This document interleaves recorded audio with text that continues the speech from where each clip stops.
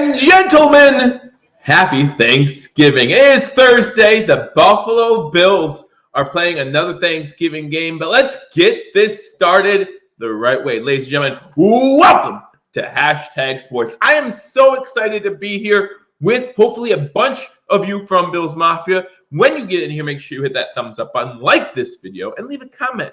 I'll be in the chat all day, hanging out with you lovely people. Happy Thanksgiving. I'll say that a lot. Connor's already in the house wishing us happy Thanksgiving. He actually did that at 2 o'clock this morning. We know how Hashtag Nation rolls, right? From all over the country. Just got done watching the Thanksgiving Day, Macy's Day, whatever you call it, parade, right? We had a great time doing that. Now it's time for some football, right? It's time to get into the, normally I say meat and potatoes, but I guess the turkey and potatoes of the day. Why are we here? For the Buffalo Bills and the Detroit Lions. You might be feasting on some turkey later, but let's feast on some lion right now. And it came with some great news. Again, guys, thank you for joining me on this edition of Hashtag Sports. I don't know what to expect. I know some of you have Thanksgiving plans. You're doing your thing. I can appreciate that. I hope you guys all enjoy it. But if you are joining me, if you have nowhere to go on Thanksgiving, or even if you do, hey, Gary, thank you for joining me for this little bit. And give me 1 second, as I'm already getting some comments already coming in. Gotcha. Awesome. Let's go. And it came with some good news. We already got some great news to start off our Thanksgiving, and that is that Tre'Davious White, number 27. It's not just Turkey Day, it's Trey Day. It's Trey Day because he is back. After a full year of being out with a torn ACL, Tre'Davious White is back on the active roster. Now, what does that mean, right? What does that mean for as much playing time? How much playing time will he get today? We're not sure. We're not sure to see what kind of packages we'll see for Tre'Davious White, but it's just exciting to see him back, okay? Excited to see him back. Just last week, Cover One talked about how he might not be back this whole season. Well, we put a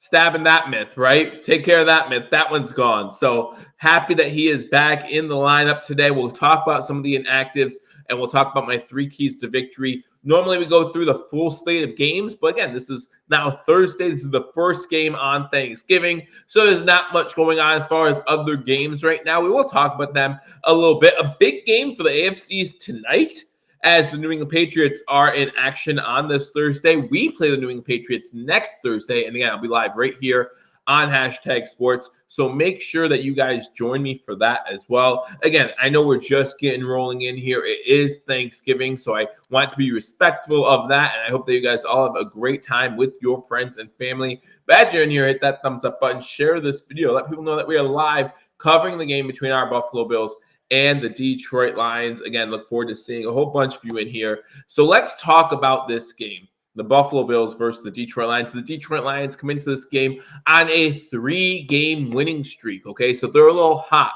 They're feeling themselves a little bit, feeling good about themselves. Jared Goff, still not the quarterback of the future for any team, but definitely limiting the mistakes and creating with his vision downfield, and also being able to read different receivers. 1+ passing TDs in 9 straight home games for Jared Goff, which for Jared Goff, that's an impressive thing. Rob comes in. Happy Thanksgiving. Good to see you in here. Rob Ellsworth, again, happy Thanksgiving to all of you. Again, Hashtag Nation, Hashtag Sports, sponsored by Mr. Rogers Homes, associated with DeanBlendell.com. Our 2022 charity for the year is the Williams Syndrome Foundation. Listen, at a time where we all feel thankful for so much, right? We can all feel blessed for so much. Some of us don't have that luxury. Don't have the luxury of being able to do this, right? I recognize that this is a luxury to be able to talk with you guys, hang out with you guys for a full game. Some of us don't have that. So every single super chat, every dollar that is spent that we get from YouTube, every super chat that we get from you guys, the proceeds from that are going to go directly to the Williams Syndrome Foundation. So we appreciate that, and we love you, Hashtag Nation. So thank you very much for that. But getting back to this game, again, But Buffalo Bills coming into this season, they were the favorites to make it to the Super Bowl for the AFC. They've hit some turbulence along the way, right? Some injuries, obviously. You talk about Micah Hyde out for the season. This is the first game of the season we're going to see Tre'Davious White. Our quarterbacks, our safety depth has taken a big hit. We don't have the wide receiver depth that we thought we once had. Whether it be because of injury to Crowder or whether it be Khalil Shakir not stepping into that role that we thought he would early on in the season. We've run into some depth issues there. Looking forward to maybe next week. As soon as next week, Odell Beckham making an announcement of where he plans to go for the remainder of the season and into the postseason. He's still suffering from a torn ACL. Wonder how he, whatever team he goes to, how he'll integrate with that team and make that team better for that playoff push. But the Buffalo Bills off a win last week. Ran the ball really well, right? You talk about Singletary, run the ball really well. About James Cook, run the ball really well. How will that affect today's game? Will the Buffalo Bills have that balanced attack or lean on the run in that attack? I don't know. I hope that we have a good running attack again, maybe over 200 rushing yards overall for the game. Had close to 200 last week. Would love to see 200 again this week. So let's first talk about the inactives for today's game. You look at this Buffalo Bills team. You look at the Detroit Lions. The Lions, will go there first. Look at their inactives on the top of the screen there. The Lions inactives, they have a few starters inactive for today's game. So that's going to be a big hit to the Detroit Lions. You look at a guy like Josh Paschal, cornerback. You look at Jonah Jackson, offensive guard. Charles Harris, defensive end. Those are some kind of big injuries for the Detroit Lions. You look at Evan Brown, Michael Brockers, defensive tackle, and Jeff Okudah. They are also out of today's game. You look at Evan Brown. Listen, we're out our center too, right? Mitch Morse out for this game. How does that affect the center to quarterback exchange? That's very important going into this game. Again, turnovers always a factor in NFL games. The Detroit Lions have actually had back-to-back games of 2 or more interceptions. Josh Allen knows how to throw an interception, that's for sure. As of last week, he led the league with 10 interceptions. Now, he didn't throw one last week, so I'm not sure if he's first anymore, but he led the league in interceptions as of last week. Still has 10 interceptions on the season, so hopefully we can take note from last week's game and have no turnovers in this game as well. You look at the Buffalo Bills inactives, and there they are. Again, some big names for the Buffalo Bills as well. I mean, I owe you a shirt by the end of this game is over. I hope so. I hope so, DF. I hope I owe you a shirt. I hope I owe you a hat. I hope I owe you everything. I hope you call this game. You call some things in this game. And guys, remember, in the comment section, give me your score prediction for the game and let me know where you're watching from. Give me your favorite Thanksgiving dish, too. What is the favorite thing, the thing you like to eat most on a Thanksgiving plate? For me, it's stuffing. I love a good stuffing. That's what I look forward to the most. DF Forever, happy Thanksgiving to you. But let me know your favorite dish in the comment section as you guys join in. And listen, I know that you guys might not be able to stay for the whole game as well. Again, family plans, I understand that. I appreciate you spending 10 seconds with me just to wish me happy Thanksgiving. I wish you all a very happy Thanksgiving. Excited to see the Bills play again on Thanksgiving. 3 of the last 4 years the Bills have played on Thanksgiving means I've had to miss some family events, so I apologize to my friends and family. But I do love hanging out with you guys and spending Thanksgiving, a little bit of a holiday season with you guys. So thank you so much for doing that with me. So you look at the Buffalo Bills inactives.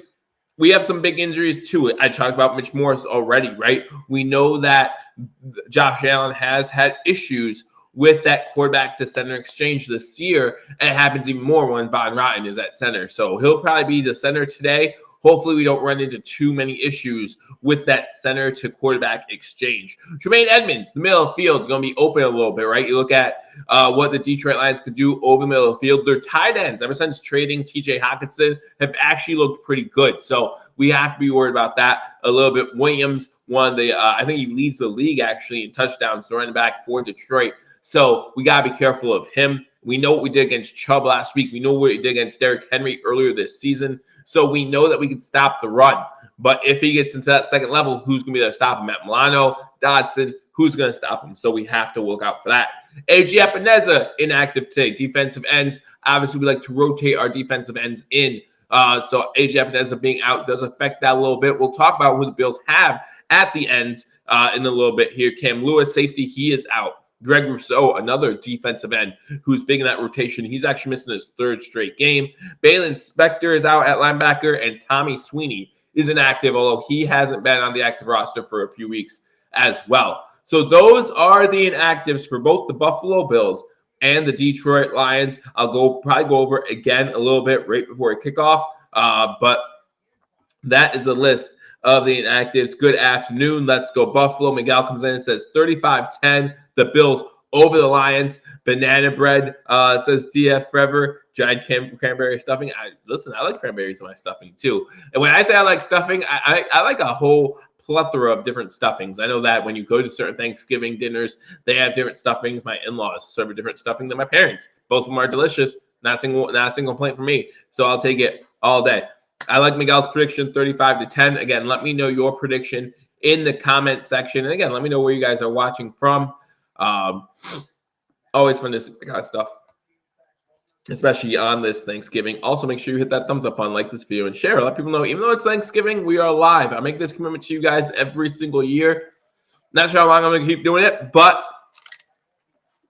as long as I'm doing it, I'm going to be here. So I appreciate all you guys for joining me for a few hours of your Thanksgiving afternoon. Still a little stuffy, guys, so we have to deal with that a little bit. Looking at Stephon Diggs, 76 receptions this year. Last week, obviously not a great week for Stephon Diggs. Only one catch in the first half, and that was that touchdown at the end of the half. Let's see. We know that the Lions defense has struggled this year. Dead last in the NFL, I believe, in yards per out a game. Bills get a safety this game. Never looks as close as it will be. 34-24, says DF forever. Again, I won't mind that. Again, that Browns game in the second half was never as close as the final score indicated it was. The Bills laid off maybe a little bit earlier than I would like them to. Allowed 2 quick scores by the Browns to make that an 8-point contest with 14 seconds to go. I don't want to see that. It's a 1-score game. I don't want to see that. I want to see the Buffalo Bills be able to close the deal, right? Close the deal. I'll be able to. Now, I guess that means that the Bills improve their record in 1-score games, right? So that's good. Going into last week, I believe they were 2-9 in the last 11 1-score games. Well, we won a 1-score game last week. So, but again, it never looked that close. Listening from Brownsville, Texas. Well, thank you for listening from Texas. Milano will get pick 6 today. Milano is looking for his 3rd pick of the season, and he almost had it last week. He went back-to-back weeks. I believe it was week 2 and week 3, possibly, where he had interceptions. I think he almost had pick 6 against Miami, too. Like, he had his hands, just was unable to hold onto the ball. Would love to see Matt Milano come alive in this game. We saw that he won Defensive Player of the Week last week, so we know that he's on a little bit of a roll here. Hopefully that keeps going, and we could see that fire from him. I hope to see that. But we'll see what happens. We will see what happens. But I appreciate you listening from Brownsville, Texas. Wherever you're watching or listening from, I appreciate you so much. We should have scored 2 more TDs against the Browns. I don't want to see Diggs, Davis, McKenzie dropping balls left and right. We should. And, I talk about our inefficiencies in the red zone. The Buffalo Bills have an inefficiency there in the red zone. They cannot punch it in consistently. What I'm not sure about is late in last week's game, they were running out the clock a lot, right? They knew they were going to put points on the board, run out the clock. And what is Josh Allen's confidence level looking like, right? We know that Josh Allen, before last week, had thrown 4 red zone interceptions in 2 games. Did that factor in the play calling down the red zone of run, run, run? Did the fact that we were running the ball so well last week or play into it? They should have. I'm not saying you shouldn't have. It should have. But what plays into your play calling in the red zone? Because the Buffalo Bills have not been effective in getting the ball into the end zone once they're in the red zone. So want to see some improvement there. We had 3 drives stalled, self-fuels. Yeah, I think that, Tyler Bass got ripped off as far as special teams player of the week. I understand the Patriots punt returner had a punt return that won them the game. But before that, he didn't do much. So the fact that Tyler Bass did not win special teams player of the week kind of annoys me a little bit. Hopefully he makes 6 more field goals today, and we can rectify that wrong.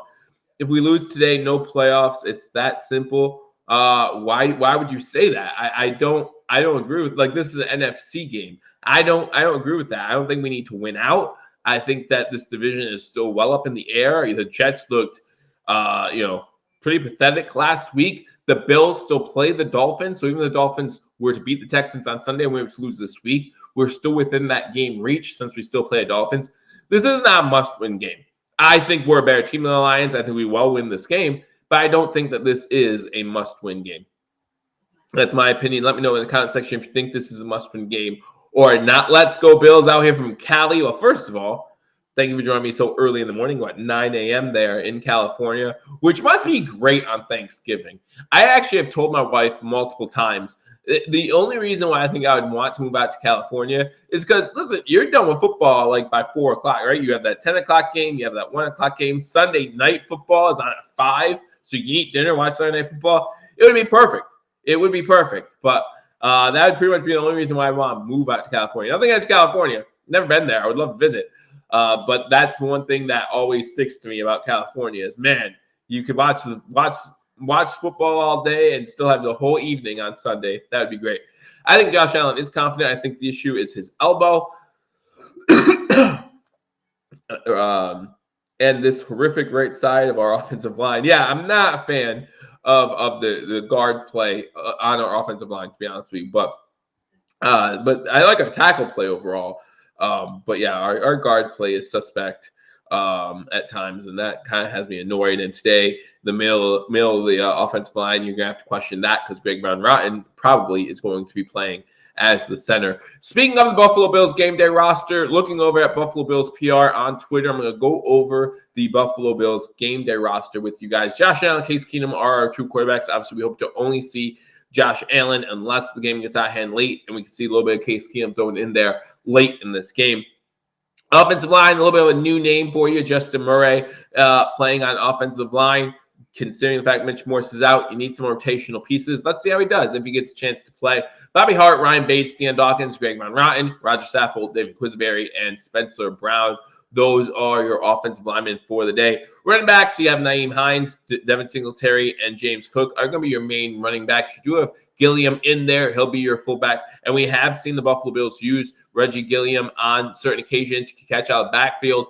Definitely adds a little bit of a piece to this Buffalo Bills offense, a little wrinkle to this Buffalo Bills offense that people probably don't think of too often. And then Tawan Jones at running back will mostly be playing special teams. 2 tight end sets. You got Quentin Morris and Dawson Knox in there, same as it has been for a few weeks now. Wide receivers, you got McKenzie, Shakir, Gabe Davis, Stephon Diggs, and Tanner Gentry coming in at wide receiver as well, giving you your 5 wide receivers there. We've seen a little bit of Gentry here and there, but he is back. We'll see if he can add something to the Buffalo Bills team, because other than Stephon Diggs, not a single wide receiver has been consistent this season. Would love to see Khalil Shakir get more opportunities, get him the ball thrown his way even. He doesn't even get the ball thrown his way when he's on the field, so not sure why that is not a connection the Bills are trying to use more of. But wide receiver is definitely a position need. If we can pick up a wide receiver on waivers, if we do get Odell, it would be a big addition for the Buffalo Bills. Use Isaiah McKenzie more, right? Spread out the offense. We talked about in detail last week during the game. I would love to see McKenzie used for what he's good at. Don't use him as a traditional slot receiver, because that's not Isaiah McKenzie's game. The season is midstream, and we hold a lot of tiebreakers. Yeah, we do hold a lot of tiebreakers, except for in our division. But we have beaten every single division leader other than the Dolphins, right? We beat the Chiefs, we beat the Ravens, we've beaten the Titans. So we've beaten all 3 of those teams. That's huge when it comes to tiebreakers towards the end of the year. Look at those edge rushers. Again, we know that we're out. 2 of our edge rushers, AJ Epineza, out today. This is the first week that he is inactive, and then Greg Rousseau been inactive for a few weeks. So we have Von Miller, Briggy Basham, Shaq Lawson. Those 3 names we know. Mike Love also coming in at the edge position for the Buffalo Bills this week. He might be part of the rotation. Expect to see more of Von Miller, more of Briggy Basham, and more of Shaq Lawson in this game. Defensive tackles, Ed Oliver, Daquan Jones, Jordan Phillips, and Tim Sedgwill. We did see Ed Oliver get nicked up last week. Glad that he was back in that game. Definitely a scary sight. When you look at this defensive tackle group, Ed Oliver is that guy that sets everything else up for our defensive line in general, I believe. So Ed Oliver is the main piece. would love to make sure everyone else stays healthy, of course, but Ed Oliver is that one piece that's like we really can't lose him. Linebackers, no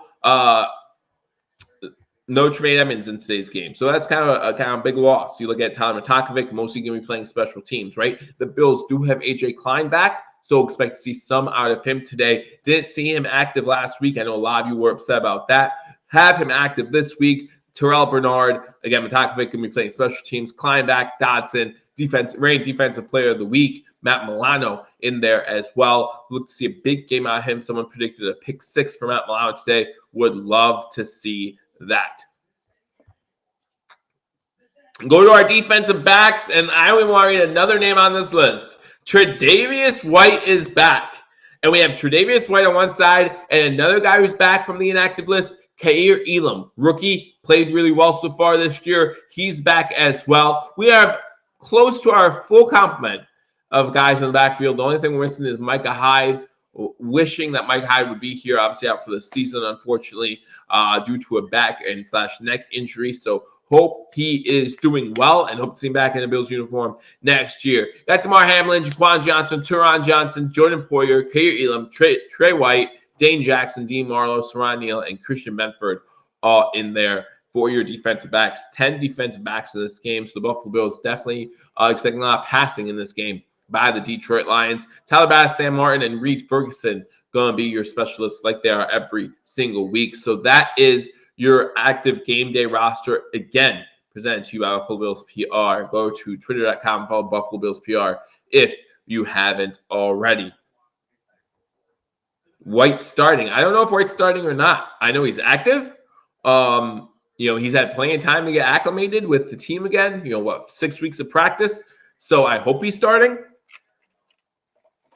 But I only expect to see him on the field for 50 to 60% of the snaps. If he's on the field for like 70, 80% of the snaps for the Buffalo Bills, then you get the feeling that the Bills coaching staff wanted, when he came back, they expect him to be back on the field at close to 100% of snaps, and that's why they kept him out for so long. Again, though, that game day shape, they're talking about the speed of a live game compared to practice, that's all different. So I wouldn't be surprised if we only see Trey White out there for 40, 50% of the play calls. Hyde says hoping back for the playoffs. Well, he's currently on the inactive or on the IR. Would love to see the Buffalo Bills take him off that to give him that shot if he really is going back for playoffs. That would be amazing for this Buffalo Bills team. Again, this Buffalo Bills team have some nicked up players, right? But overall, beginning to get healthier, right? Tremaine Edmonds, don't expect him to be out for too long. Probably out mostly because of the short week going from Sunday to Monday. Same thing with Mitch Morris. Don't expect to see him out too long. Want to see Gregory Rousseau come back. We know that AJ Epineza was in a walking boot on Sunday. Again, maybe due to the fact that it's a short week, less likely of playing, and we see him on the inactive list. But you look at this Buffalo Bills team, beginning to get a little healthier, right? Trey White come back, obviously a big one. And the injuries that we see on the injury report, hoping that they'll be active again soon. Then the Bills will have tougher decisions, like who to be inactive between some of these great players. We have a lot of really good players on this team. And I think that the rest of the NFL is going to find that out sooner rather than later. I think the Buffalo Bills are a really good team, and there's a reason why they were the number 1 overall pick by Vegas to win the Super Bowl this season. Yeah, I mean, listen, you look at San Fran, you look at Baltimore just last year, right? Baltimore last year was depleted at running back before the season even started, okay? I mean, and they lost, I think that there have definitely been bigger injuries per team than what the Buffalo Bills have suffered. I know, listen, we've suffered with that cornerback position so much this year. The defensive back positions, we've suffered through that so much this year. But it happens every year, right? Every year there's one team or two teams that just, for some reason, they cannot get healthy at position. And even though that the Bills have seemed to get hit on defense a lot this season, you look at Baltimore last year on offense, they got hit pretty hard. Their one cornerback, their star corner, was out for the season before the season started as well. So they got hit pretty hard with injuries. San Fran got hit pretty hard with injuries this year. But a few years ago, remember they played the Jets like week 2. They played the Jets and the Giants in back-to-back weeks and suffered so many injuries. Because what I hear about MetLife's field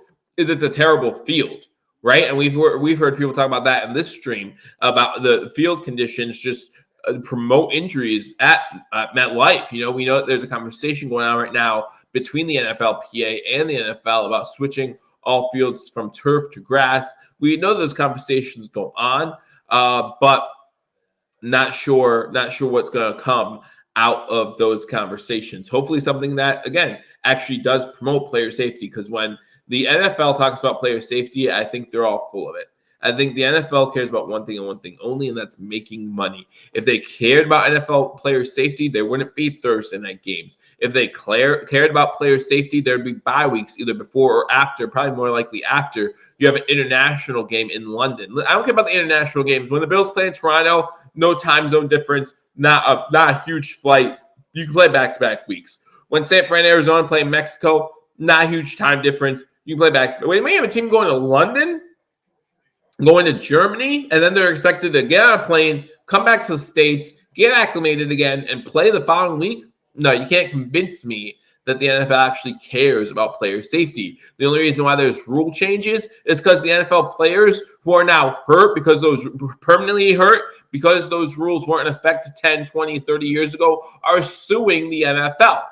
And the NFL is like, well, we want to keep our money, right? We want to keep our money, so we'll make these rules. We'll say it's for player safety so we look good, but really it's about keeping our money. That's all they care about. It's not about player safety. Again, if they cared about player safety, then they would take certain steps to actually mean it. That's my little rant about that.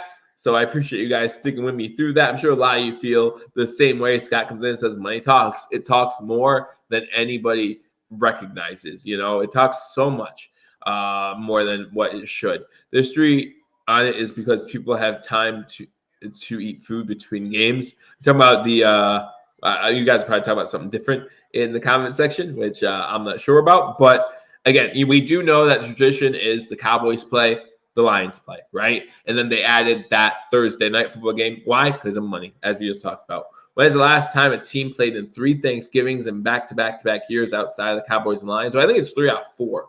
Spin. I could be wrong. I could definitely be wrong. Could be last 3. But I'm not sure. Because you have to figure the opportunity really wasn't there all too long ago, because the Thursday night Thanksgiving game is a new feature, right? It's kind of new for the NFL. I would say it's a decade old that they play a Thursday night football game, maybe 15 years. The NFLPA is going to cancel me. Well, they'll try. I'm sure they'll try. 3 or 4. Yeah, 3 or 4. But yeah, it really is something that's a new concept, because unless you're playing Dallas or Detroit in division, then the opportunity is just not there. So it can't have happened too often, but our Bills are definitely doing it right here as they get ready to play the Detroit Lions. So let's talk about my 3 keys to victory. 12:28, the game will start at 12:30, whether I'm ready or not. So here are my 3 keys to victory. 1, I want to see this Bills team get off to a fast start. Last week, slow start, right? Just got that touchdown at the end to make it a 13-10 game. We can't let that happen in this game. We know this Detroit Lions offense can score, right? Why do you think the over-under is so high for an NFL game? I think it's like 54.5 points. So many people taking the under. Wouldn't be surprised the over sneaks in and hits a little bit. But we know this Detroit Lions offense can score and score quickly. We need to be able to match that at least, right? We cannot go down more than a touchdown at the end of the first quarter, or else the Lions will put pressure on us, make us make some tough decisions. And we know that sometimes when Josh Allen's forced to make tough decisions, it might be a little difficult for him. So we'll see how the Buffalo Bills do, but I want to see them get off to a fast start. I want to see a big day for Gabe Davis. Get him involved early. We saw in the second half of last week's game, he started coming on a little bit, right? Not as many drop passes over the past few weeks as we've seen. If you're not going to get Khalil Shakir involved, if you're not going to get Tanner Gentry involved, if you're not going to get Dawson Knox involved, we need to see a big game on Gabe Davis, and I want to see a big game on him. Number 3 isn't as much key to victory. It's just a statement. Trey White's back. So lean on the secondary to shut down those wide receivers. I don't know if he's going to be rotating in or not, but you look, Kaiir Elam's back. You got Trey White back. they're going to make a big difference in that secondary. We're going to see that in this game. Medication says 31-28. Lions pass rush is pretty good. They are missing a few of their starters on that defensive line, though, so we have to watch out for that. Rufus Holdfast, 38-24, although we're missing Mitch Morse, who is a big part of our offensive line. Krabby Kale comes in with a $10 super chat. Again, guys, all super chats going to the hashtag 2022 charity, which is the Williams Syndrome Foundation, found here below. If you want to look up the Williams Syndrome Foundation, feel free to do so. Great charity, great foundation. They do great work. Thank you for the $10 super chat. Hey, Joe. Go Bills. Go Bills. Krabby Kale, thank you so much. And happy Thanksgiving to you and yours, to everyone out there. I see a few of you just getting in here. Really appreciate you guys being here for this game between the Buffalo Bills and the Detroit Lions, spending some of your Thanksgiving with me. Take off the string meals on J.A. He's learned his lesson. Maybe he has. And you know, we need to find out. And this is a good defense to find out against if he's learned his lessons or not, because we know that this Detroit Lions defense has given up some points as well so far this season. So those are my 3 keys to victory. Again, get off to a fast start, get Gabe Davis and those secondary receivers involved. I expect a big day out of Gabe Davis. Happy Thanksgiving. Maybe he'll be eating a turkey leg by the end of this game. And also Trey White is back, which means that Trey White, these corners, Kaiir Elam's back as well. I expect to see a lot out of them in this game, shutting down the Buffalo Bills or the Detroit Lions wide receivers. I would love to see multiple picks from Jared Goff today, 2, 3, maybe even more. And I want to see the Buffalo Bills ease to victory. So that is going to be my prediction as we get ready for kickoff here in this game. I think the national anthem is going on right now. Again, since it is Thanksgiving, they tend to extend things a little bit, right? Stretch things out a little bit. But in this game, I expect the Buffalo Bills to pretty much have their way on offense with this Detroit Lions defense. I expect the Buffalo Bills to win this game and win this game pretty easily. I think the final score is going to be 31-20 Buffalo. And to be honest with you, I won't be surprised if it's not even that close. Like someone said in the comment section earlier, hey, Mom, happy Thanksgiving. Everyone wish my mom a happy Thanksgiving. Love you, Mom. We'll be there this evening to enjoy some Thanksgiving dinner with you. Remember, I'm not getting Thanksgiving lunch, so I expect a lot of Thanksgiving dinner. So no pressure, but some pressure. But anyway, everyone share happy Thanksgiving, Mom. I love you. Glad to see you in the chat. Thank you for supporting me. So yeah, we're getting ready for the kickoff.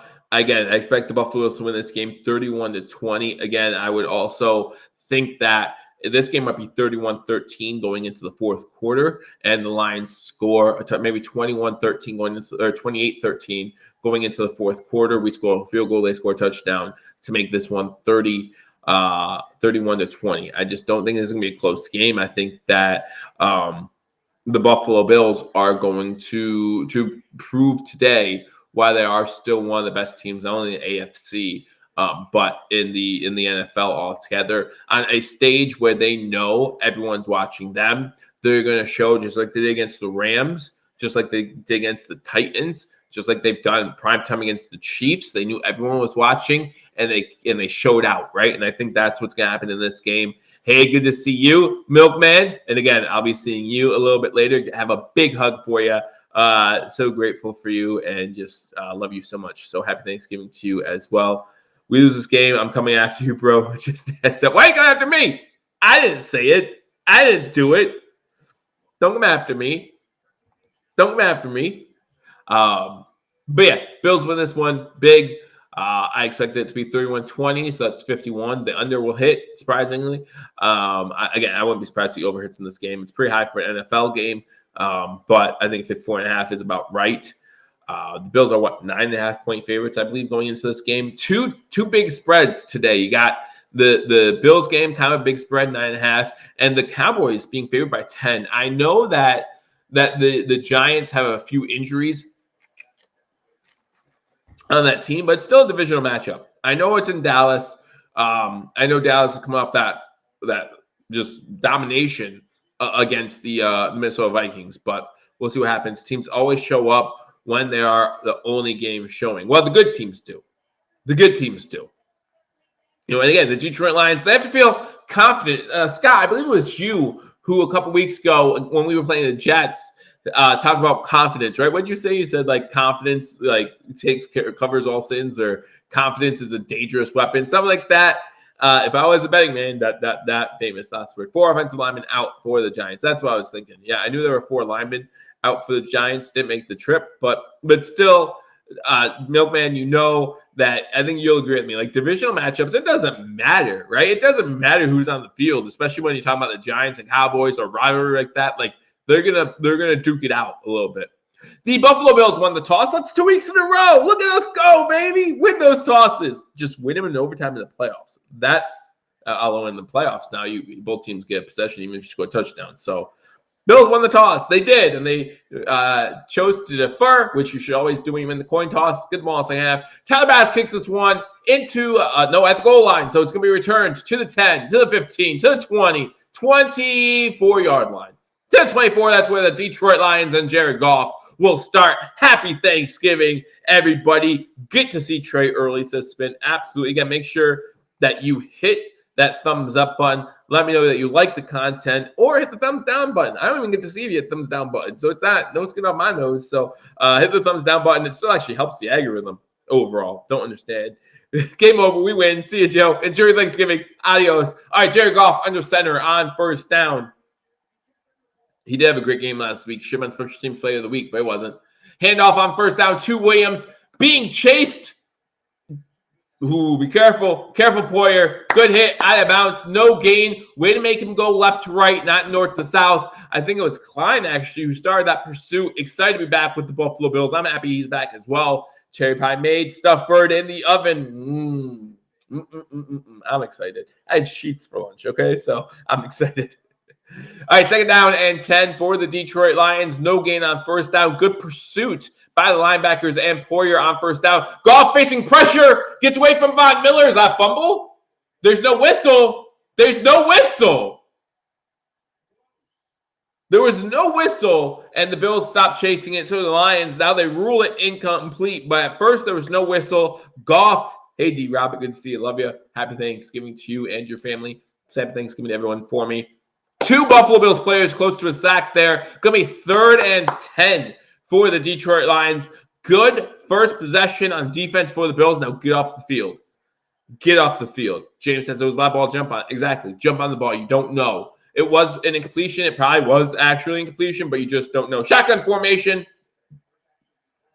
Going deep. Incomplete. Overthrows his intended receiver. And the Buffalo Bills force the Detroit Lions to go 3 and out on their first possession. DJ Chark, the intended receiver, great job there by the Buffalo Bills. Quick 3 and out. Let's get some pressure. Tre'Davious White on the coverage. Trey White, Trey Day is back, and it feels so good. Just last week, everyone was talking about what to expect from Trey White, or why wasn't he on the field, and if he was mentally ready. Glad he's back, and then he gets an extra long time off before the following. No, he doesn't. He gets a week because we play Thursday next week. Ball bounces inside the 25, inside the 20. A good punt takes a Detroit Lions bounce to the 18-yard line. Nyheim Hines decided to let that one go, and it's going to be 1st and 10 Buffalo from the 18-yard line.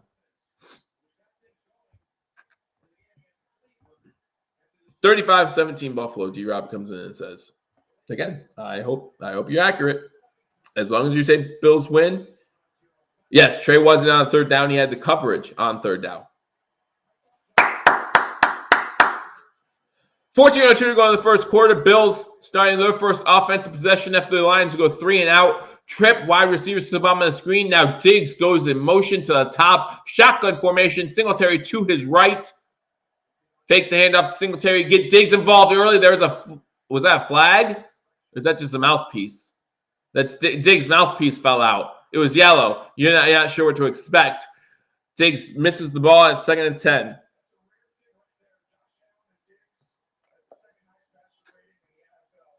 Diggs now comes off the field. Not sure what's going on there. Not sure what's going on there, but hopefully it's nothing. Hopefully it's nothing, but to see Diggs come off the field, 2nd play of the game, don't know.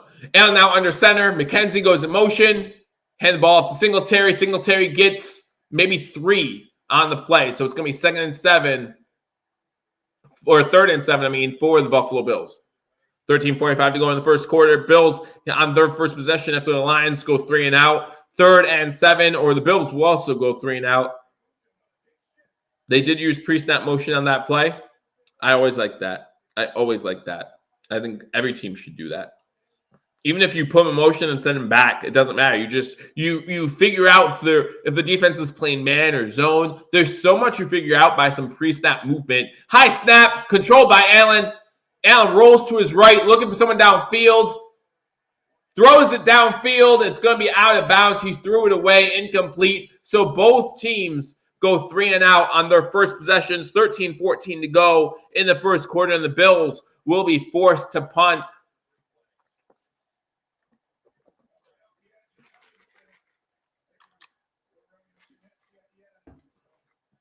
Spencer Brown's the guy that got beat on that play. Martin coming in, punting the ball away on 4th and 7. 21 punts so far this season, fewest in the NFL. This will be his 22nd punt. Here we are, 11 games in. Nice punt. Down to the 22, but going to be returnable. Fumble! The Lions land on it at the 39-yard line, and that's where they'll take over their second possession. 59, Houston there to jump on the ball for the Detroit Lions. And that's where their second possession will start. 1st and 10, good field position for the Lions starting at their own 39-yard line. So both teams get the ball once. Both teams going 3 and out. Again, a drop by Diggs on 1st down. Normally don't see that. And then Diggs came out. He was able to walk off. Didn't seem like he was bothered by anything.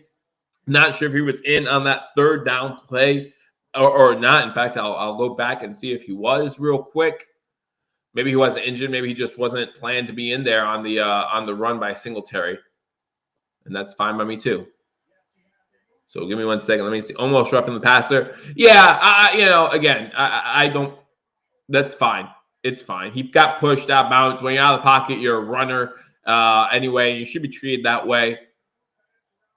It's fine. Was Diggs in there? Yeah, Diggs was in there on 3rd down, so he's all right. He's all right. He was getting a new mouthpiece because this fell out. His mouthpiece did fall on 1st down. Remember, I thought it was a flag because it was neon yellow. Maybe he didn't want to put that back in his mouth after it's found the turf like that. But both teams go 3 and out. So we still got a 0-0 game here in Detroit. Again, would love to get off to a fast start.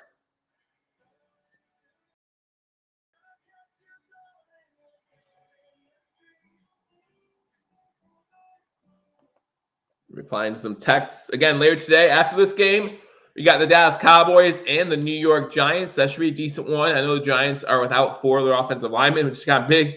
But at the same time, again, division matchup, never know what to expect.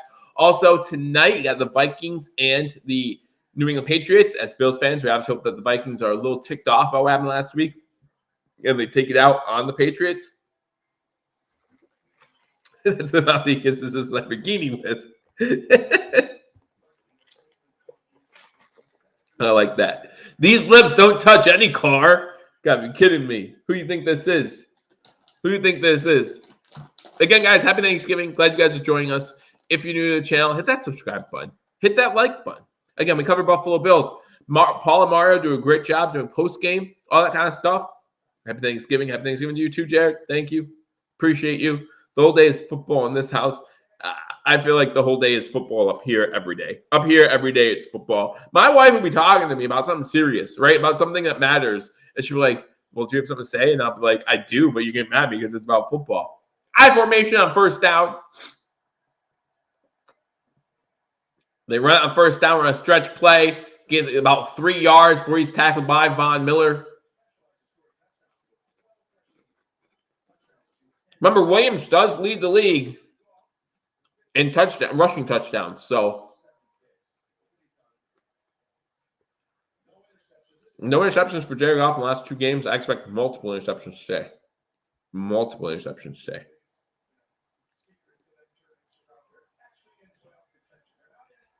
Second and 6. Jared Goff under center again. Single step back. Williams alone in the backfield. One wide receiver to the top of the screen. Fakes the handoff. Fakes out Von Miller. And the pass is dropped by a tight end. So Von Miller, really, if I'm the coach, I give Von Miller a little bit of a talking to and say, hey, stay to your lane. Because Von Miller really could have made a big play there if he stays in his lane, right? But he doesn't. And then Milano makes a decision to go after Goff. He's guarding the tight end coming across. Milano decides to go with the tight end for a little bit, then comes after Goff. That's on the offense. That's on the offense. No, they're saying it's a defensive penalty. Oh, they were going in motion. The Lions were going in motion and set up their play, and Boogie Basham thought he was moving to imitate a snap, and Boogie Basham went across the line. So it's going to be 3rd and short now.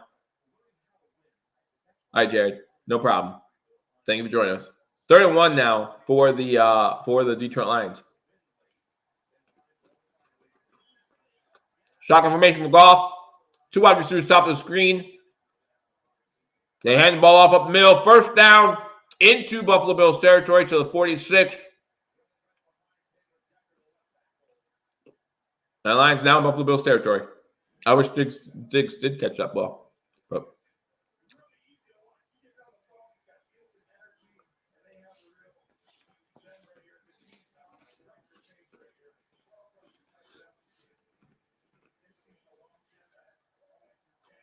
First and 10 from the Bills' 46-yard line. 2 wide receivers top of the screen. Hand them off to Williams again. About 4 yards there.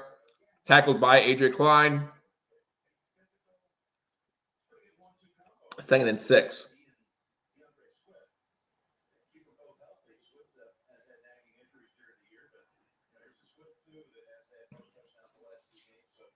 The Lions moving the ball a little bit on this drive.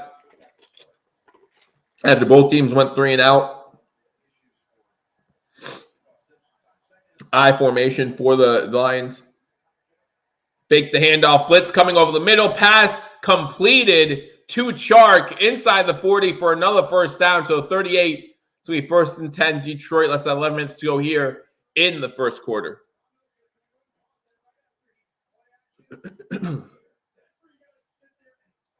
Wow. Bills send pressure. Get there a little late. Jared Goff able to get the ball away. Jared Goff 1 for 4 for 15 yards now on the day. Shotgun formation for the Lions. 3 wide receivers set. 14 goes in motion to the top of the screen. They're looking to throw it. Throws it up. Pass is incomplete. Dane Jackson on the coverage of DJ Chark. It's going to be 2nd and 10.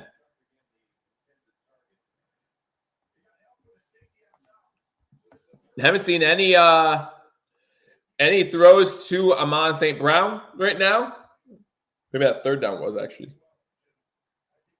But we know who's on him right now. Trey White back in the game. Happy about that. Back as an active participant. Shotgun formation on 2nd and 10. Hamlin coming on blitz. They run a stretch play to the outside. Unable to get anywhere. Maybe a yard on the play for the Lions. That's Jackson running back. 3rd and 9. Big 3rd down. A.J. Klein with another tackle. That's his 2nd tackle already on today's game. So good job by A.J. Klein. 2nd big tackle, I should say. Maybe he's been a little more. 3rd and long. Got to stop him. 3rd and 9. Force a long field goal attempt. Again, Trey Edmonds is out of this game. 3rd and 9 from the 27. Bills have like 6 guys on the line of scrimmage. Looks like they're going to send some players. They do send a late blitz. Pass complete to St. Brown. Was just saying we haven't seen much of him today. Jackson on the coverage, and it's enough for another 1st down.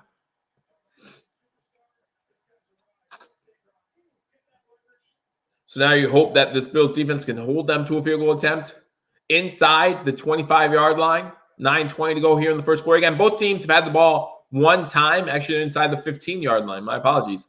And both teams went 3 and out.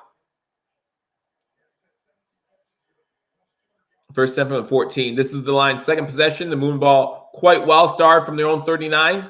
St. Brown in motion through our receivers now to the top of the screen. He passes to number 11. It's completed inside the 10. Milano in on the tackle. That's Khalif Raymond on the catch and run. Gets inside the 10-yard line. Going to be 2nd and 4 for the Lions.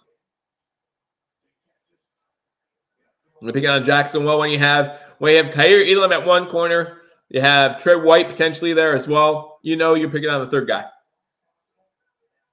Picking on the third guy. 2nd and 4. Single set back for the Lions. 2 wide receivers on the screen, one to the top. Tight end also at the top of the screen is an eligible receiver. We're on a stretch play to the left, or sorry, to the right, maybe a yard. Maybe a yard. This defense suffocates A.J. Klein again in on the tackle. It's going to be 3rd down. Is Dane Jackson and Hamlin worst combination? Again, it's easy to say that when you're picked on all the time. No, they're not the worst combination in the league. They're not the worst combination in the league. That slant is there all day until it's not. Until it's not.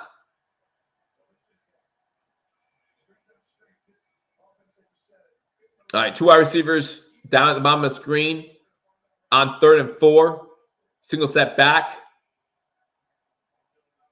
Going to run the ball on 3rd and 4 and not get there. It's going to be 4th and 1 from the 5. Now, do you take points here or do you go for it on 4th down? This Bills defense has been pretty stout on the 4th and shorts so far this year. Do you go for it? Now, I think that this coach has been aggressive a lot this season. But I don't know, man. Take points. Some people are saying take points. The offense is still on the field, man. Jared Goff is still in there. 10 for 23 on 4th downs this year. Swift is in the game. Single set back. Don't run Goff. That's a dumb decision. Oh, there's a flag. The flag is going to be for illegal procedure on the offense, and it's going to be 4th and 6 and illegal shift, I think.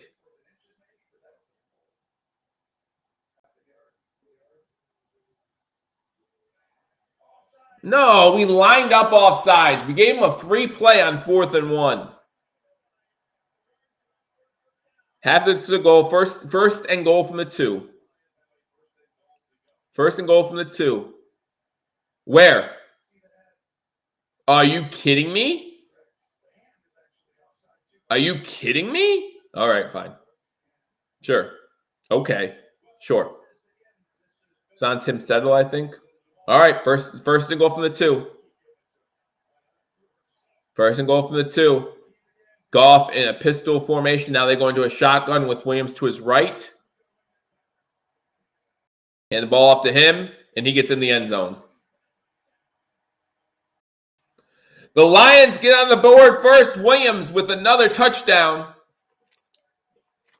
His 13th of the season. And the Lions go up 6-0.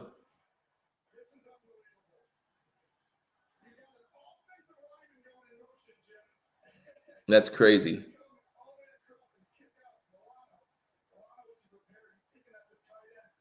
That's crazy. Lions just moved right downfield on us on that drive. 12 plays, 61-yard drive, ends in a touchdown. Jamal Williams is good.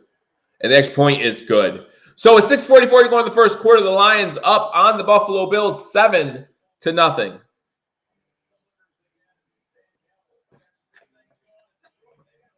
Maybe what's happened to this defense. Remember last week, everyone was talking so bad about this defense because they allowed an opening drive touchdown. Do you realize that the Cleveland Browns did not score again, at least a touchdown, until it was junk time? Like, the Bills went 2.5 quarters without allowing a single score on defense. Like, they allowed a touchdown. Okay, I'm sorry. But yet Lions have a top offensive line. Let's not forget about that. Joe Diamond, the Lions aren't a bad offense. We didn't think we were going to keep them scoreless, did we? We didn't think it'd be a scoreless shutout by the Buffalo Bills.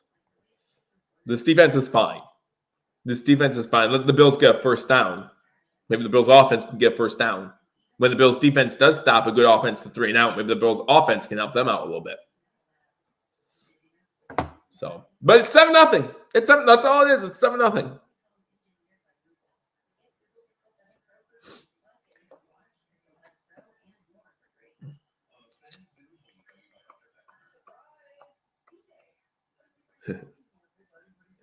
This D had played like, no, it hasn't. It's the second defense when it comes to points allowed per game. It's the number 2 defense when it comes to points allowed per game. Yeah, it's crap. Crap.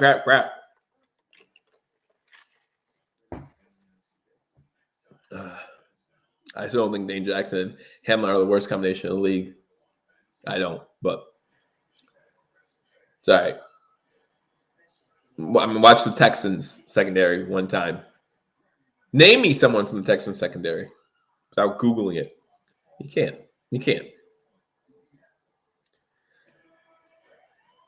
It is still the first quarter, but this is how it happens. That just means it starts in the first quarter.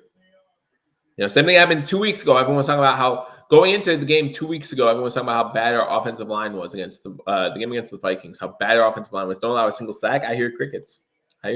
So it's fine.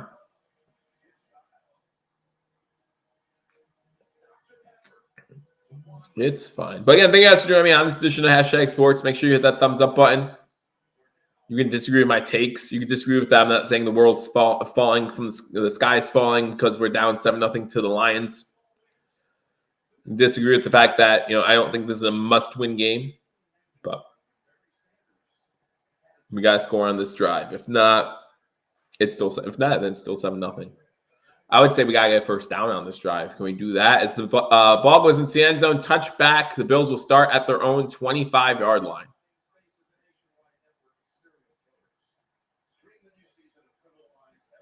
No, we're going to start. You're right. The Bills are soft. You're right. What am I saying? The Bills are soft. Just a terrible team, really. We're lucky to be 7-3. Hines is in the backfield to the left of Josh Allen. Start this possession. 6:44 to go in the first quarter. 3 wide receivers to the bottom of the screen. Bills moving from left to right. Knox alone at the top of the screen. Hines now to the right of Allen. He's going to get the ball. He's going to get the carry on first down. He's going to try to get to the outside. Gets maybe 3 yards on the play to the 28. It's going to be 2nd and 7.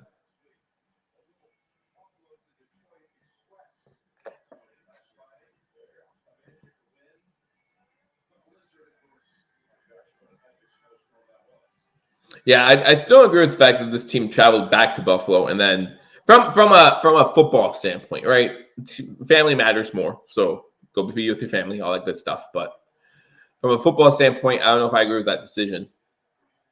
Offside formation on 2nd and 7. Diggs to the bottom of the screen, and looking to throw. Throws it. Finds an open receiver. That's Davis to the 43. That's gonna be enough for a first down. 1st and 10 Buffalo. Again, want to see a big game on Gabe Davis today.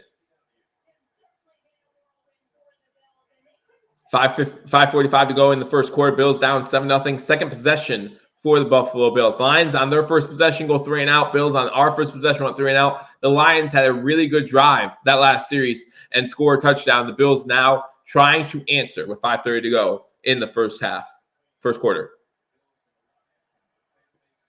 Singletary going to take off with it. And by take off, I mean he's going to get a yard. Hand off to Singletary, gets a yard up the middle. Going to be 2nd and 9.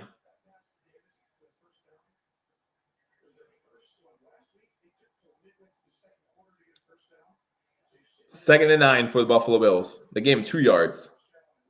How many O-line players out? Well, Mitch Morse is out. And that's it. But Mitch Morse is a big out there.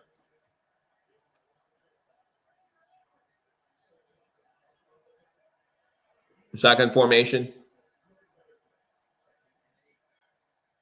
And looking to throws a screen down to Singletary. Singletary gets into Detroit Lions side of the field, gets about 7 on the play, and it's going to be 3rd and 1 for the Buffalo Bills. 4:30 to go here in the first quarter. Bills trailing 7-0. Bills have the ball moving from left to right, and they have the ball 3rd and 1 in Detroit territory. This is going to be the first. Yeah, no, he is huge. The Lions player injured. There's an injury timeout. Number 54, slowly coming off the field. Ali McNeil for the Detroit Lions.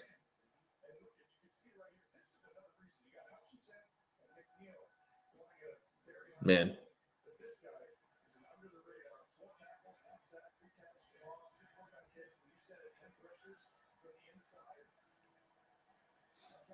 So it's going to be a 3rd and 1 for the Buffalo Bills. Again, just inside Detroit Lions territory, about the 48-yard line.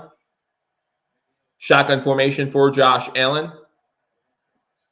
Looks like you got Shakir and Diggs to the top of the screen. Diggs in a slot receiver position. They hand the ball off to Singletary. Singletary gets the first down inside the 45 to the 44. A little dancing in the backfield. I normally don't like that, but he helps set up some blocks by the offensive line, and he gets the first down.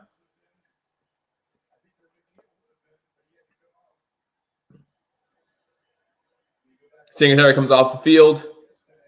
Whether that means Hines or Cook is going to be in the game right now. 3:50 to go in the first quarter. Bills trailing the Lions 7-0. Looks like Cook is in the game in the backfield with Allen. Allen in shotgun. Cook to his right. And looking to throw. Sets up a screen to Cook. Blown up by number 44. Cook unable to make the catch. And it's a good thing he didn't, because it would have been a huge loss on the play. Rodriguez with the sniffs out the screen and makes the play.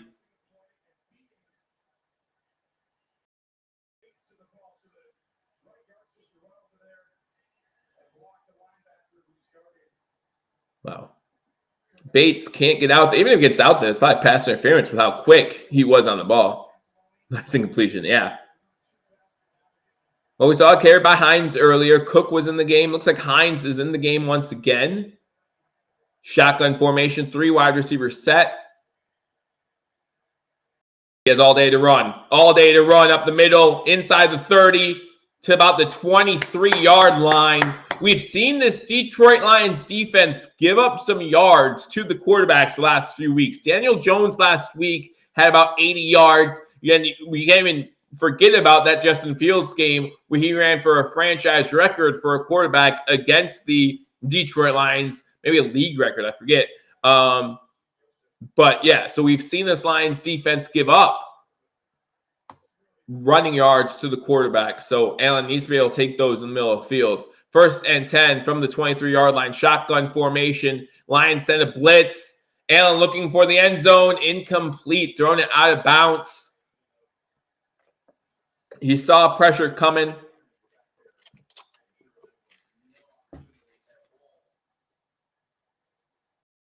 .245 to go in the first quarter.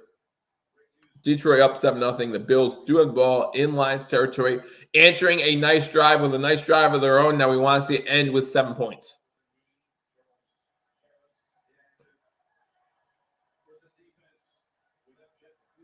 I know we don't have Mitch Morse, and it hurts. Allen under center. Got Davis to the bottom, Diggs to the top.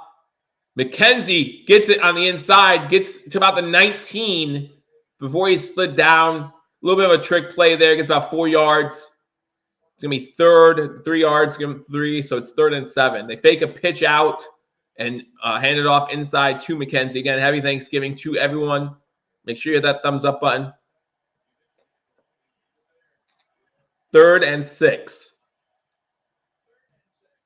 9-play drive, 56 yards. Want to see a 3rd down conversion here. Shotgun formation through our receivers to the bottom of the screen. Diggs going to the top. Again, Diggs in that slot position. Going into the end zone. McKenzie, touchdown Buffalo. McKenzie with the grab. Got past Harris in the defense. And McKenzie scores a touchdown. Yeah, I'm not a fan of Brandon Rotten either. I've been saying that for weeks. Not a fan of Brandon Rotten. I've been saying that for weeks. McKenzie, probably the best grab of the season for Isaiah McKenzie. And it's good enough for 6 points. Over the shoulder catch with his hands. And the Bills respond. 10 plays, 75-yard drive. Extra point on the way. Extra point is down. Extra point's up. And the extra point is good.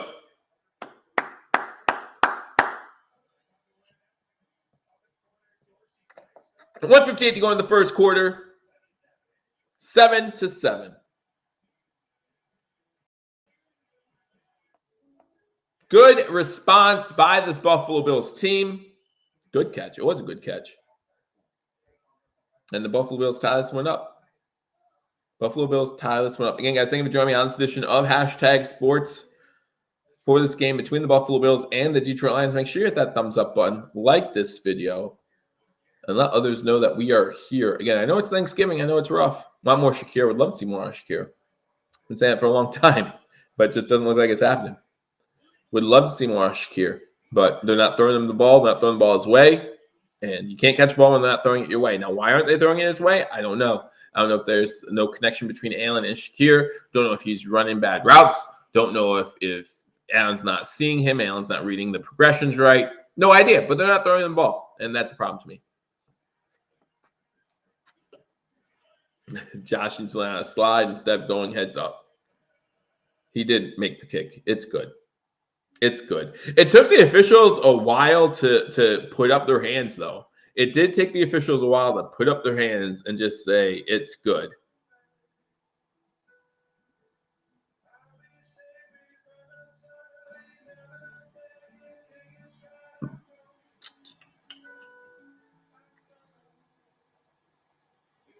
Answering some texts. I have some friends who are Lions fans, so they gave me a little bit of slack for that first touchdown.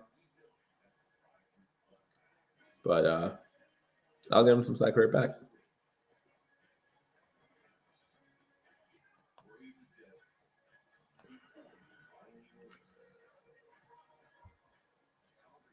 Hey, goodbye 10 feet, goodbye whatever. The officials were thinking, I know. The officials were probably thinking about that turkey day. Need to see Trey White. He was on the field. He was on the field, so.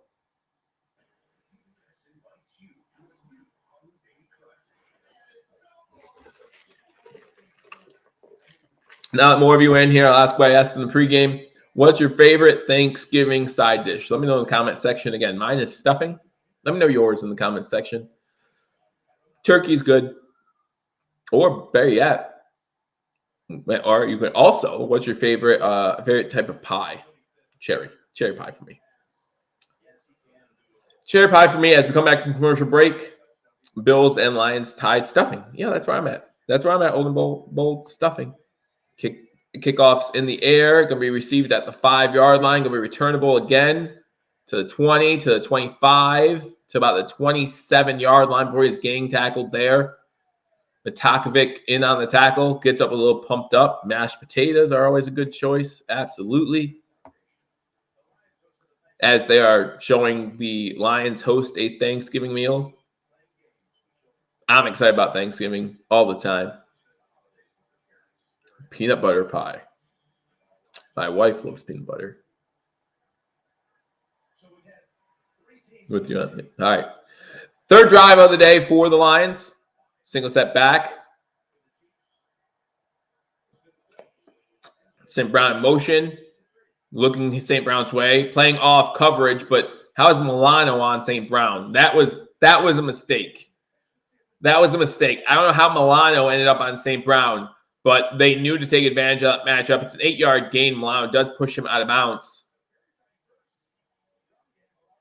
Banana bread. Oh, boy, I appreciate it. Thank you. Sack!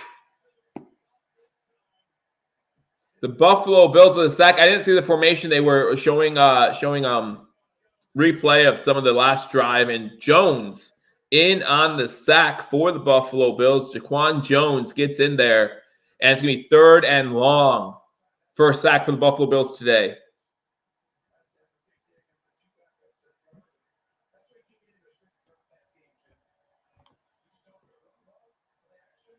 Milano's on the line.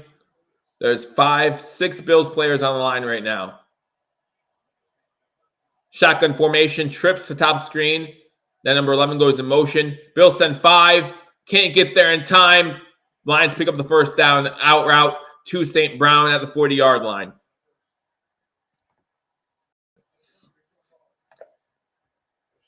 I appreciate that. Thank you so much, Olden Bold. I really do appreciate that. I try.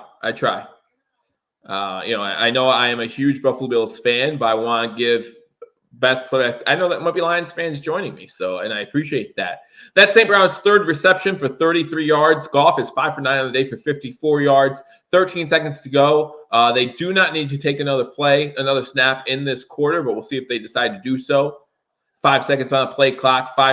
So the play clock's a second ahead of the game clock, and they do wait to run another play. That's going to be the end of the first quarter with the score of the game. Buffalo 7, Detroit 7. Detroit scores on a Williams rushing touchdown. That's his 13th of the season. Leads the NFL in rushing touchdowns. A nice grab by Isaiah McKenzie. Why can't I put the game on? Due to copyright restrictions. So the NFL, obviously it's its own entity, and due to copyright restrictions, I can't put the game on the screen, or else I will be booted off YouTube pretty much fast and easy. And since this is a channel that's shared by other people, they might get a little mad at me, especially since they're the ones that formed the channel to begin with. So I can't show the game. I'll get put in YouTube jail. But I appreciate you guys joining me. And it's fun to watch together, right? Even if you can see the game, if you can watch the game is being played on Fox. So if you have Fox, you have the game. But just be able to hang out with other football fans, with Bills fans, is just fun to be able to talk and hang out. I'll start a channel, see how many seconds you last. Sounds good, Mischief. I'll do it. Start a channel. Say Joe's going to be live on here for like 3.7 seconds. What I'll do is I'll have the camera facing forward, facing the TV, and on Hashtag's channel, I'll have one facing me, and we'll see which one lasts longer. Defense can't ever get off field on third and outs. We can, but it does seem to be a problem that we can't. I'm not saying we can't ever get off the field. We seem to remember the times we don't more, though, and it is a problem. I'm not saying it's not a problem. Like, it is a problem. We give up way too many third and long opportunities to the other teams. But we do, like, it's happened before. Like, I can pull up film from this year where we've gotten off field like a 3rd and 14, but it doesn't happen as much as you'd like to see it. I agree. You would take it to Roger Goodell's dungeon. What does Roger Goodell do to people down there? Roger, please, no, Roger.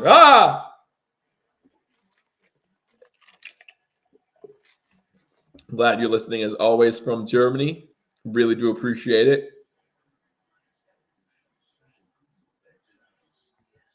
It's called work. Call my work. I would love to be able to say, hey, pay me for the year, and I might come in a day or two. Maybe. Who knows? We'll see. Come back from commercial break. Start of the second quarter. Again, the Bills' second straight week playing at Ford Field in the home locker room last week after the snowstorm in Buffalo. If you are in Buffalo, again, hopefully you stayed safe throughout the storm. And we were able to ride it out, and now better. Pistol formation. The Lions try to do some trickery. Goff throwing it, has to throw out of bounds. Good discipline by the Buffalo Bills secondary. They try to do a little bit of a flea flicker, hand the ball off to Williams. He hands it back to Decker, who then pitches it back to Goff. No one open, so he has to throw it away. Throw it away. Good discipline by this Buffalo Bills defense. 2nd and 10 for the Detroit Lions.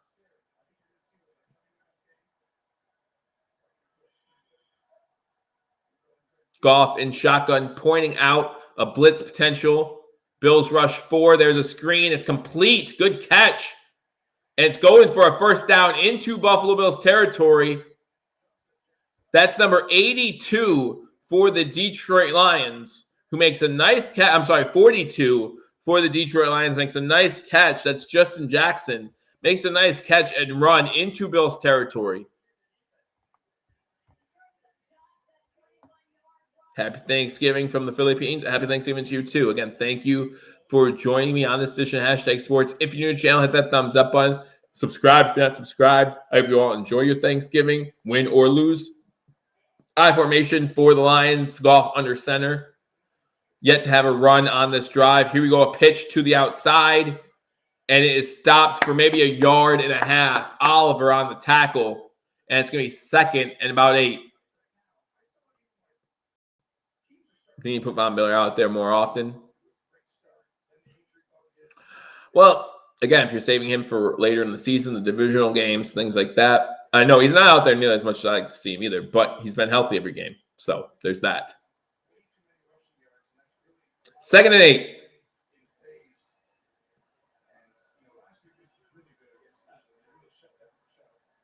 Single back set for the Lions. Lions, a run-heavy offensive line, and they do run it, and it goes nowhere.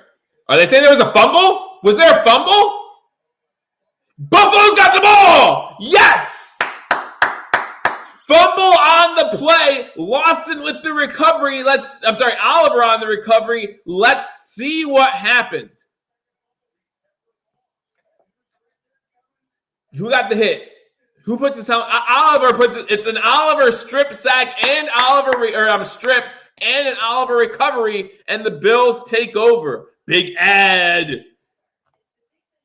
with a big play. Big Ed with a big play. And the Buffalo Bills get the ball back off a turnover by Williams. Only a second lost fumble this year. So good job by Buffalo Bills forcing a turnover. And now we need to do something with that turnover, right? At midfield, this is where you see, like on first down, a team sometimes goes for it all, right? This is where you see a team like sometimes just go for a long shot. I personally would love to see a long shot mixed in every once in a while, but you don't want to do it every time. And I think the last few times Bills had turnover at midfield, they have played a more solid, just run the ball, take underneath routes, things like that. Wouldn't mind them seeing go for a long one here. Let Shakir or Davis go deep, right? Why do we need to score on this drive? Why do people say that? We need to score on this drive. It's a tie game. We get the ball at midfield. I'd love to score on this drive, but it's a tie game. You're hoping worst case scenario, you don't score, you punt it, pin him deep. I guess worst case scenario would be a punt out to the 20, a touchback, and then it goes out to the 20. But now for the TD, all right. I mean, I want to see a TD, but yeah, a rare turnover by Williams, and the Buffalo Bills now need to take over or take. They do. They need. I mean, I would love to see him score. They don't need to score, but I'd love to see him score and take advantage of that turnover. Need Shakir, Cook, and Hines. None of them are starters, so you just want to see everyone in there. You have an issue with our starters? I just don't, I want to see Diggs with a couple catches too. I don't know if Diggs has too many stats so far in this game. McKenzie's our leading receiver, and he only has 19 yards receiving in that one touchdown. So far in this game, Josh Allen, 3 of 7, 43 yards and touchdown. Jared Goff, 6 of 11 for 69 yards. Josh Allen with that one run, a 21-yard run. He is our leading tailback right now, even though he's a quarterback. McKenzie leading the way with 1 catch, 19 yards. Williams, 7 carries for 17 yards for the Detroit Lions. Again, the Buffalo Bills doing a pretty good job against the run. I know he has that 2-yard touchdown in there, but 7 for 17, less than 3 yards a carry. That's what we want to see a defense do. And then St. Brown, their leading receiver right now, 3 catches for 33 yards. 13:23 to go in the first half. The Buffalo Bills have the ball after the Ed Oliver strip and then recovery at their own 42-yard line. Offset I formation. Big handoff to Cook. Allen looking to go deep. He's forced to roll out. Then finds Cook in the middle of the field. Cook cannot get away. A good tackle there by number 34 of the Detroit Lions. Able to hold on to Cook. If he doesn't hold on to Cook there, that's Alex. I'm sorry, I'm going to mispronounce his last name. Anzalone. If he does not hold on to James Cook there, James Cook has some room in the middle of the field to make something happen. 2nd and 2 after 8-yard gain on first down. Shotgun formation. Allen underneath. That's to Diggs. Diggs makes the catch into Detroit Lions territory to the 42-yard line. That's going to be a first down. That's the first catch of the day for Stephon Diggs.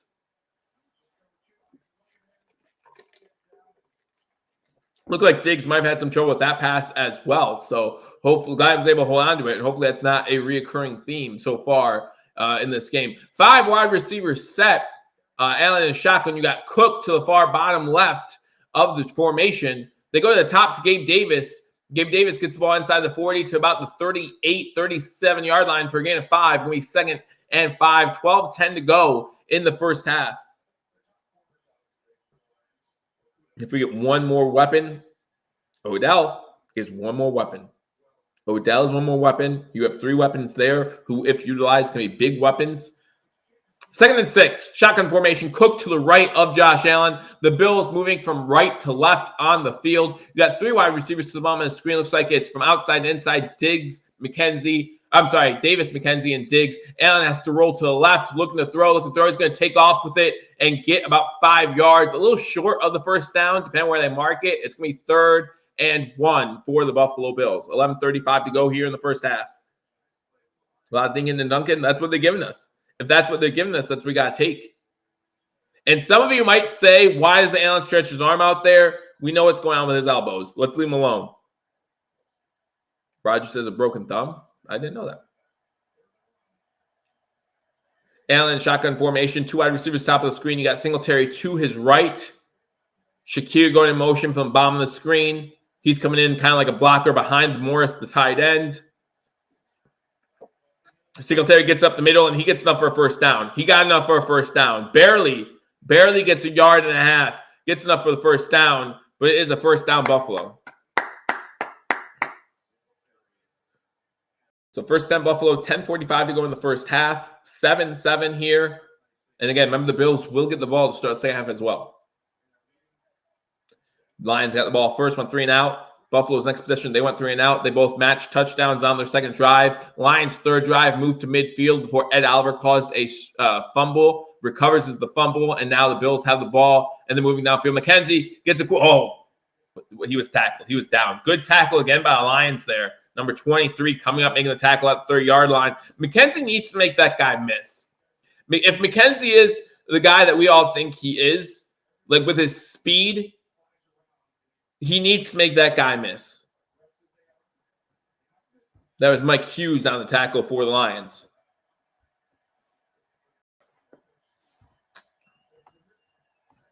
Shotgun formation, 2nd and 9. They do hand the ball off. Lots of room for Singletary. Gets inside the 20 to the 12-yard line. A big run by Devin Singletary inside the 15-yard line. It's going to be 1st and 10 Buffalo from there.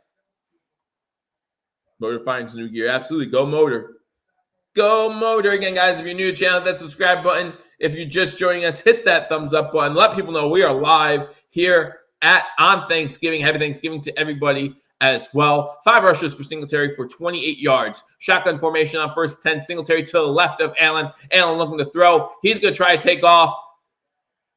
He takes off to the left, gets inside the 5, and gets out of bounds at about the 3. Nice gain, about 8 there. Allen looked like he could have been tackled for 1, maybe 2 yards, able to make something else happen, and gets out of bounds around the 3-yard line. Going to be 2nd and 2, maybe the 4-yard line. Going to be 2nd and 2 for the Buffalo Bills. They can get a first down.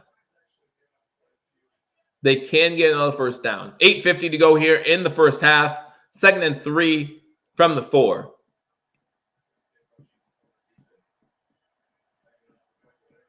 Shotgun formation for Josh Allen.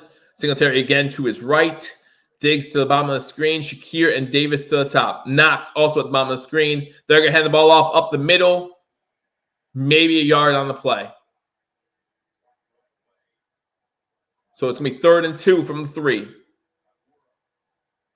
Was that halfback delay, Joe? No, he handed it off right away. It was close. We all know how much I love those halfback delays. 3rd and 2.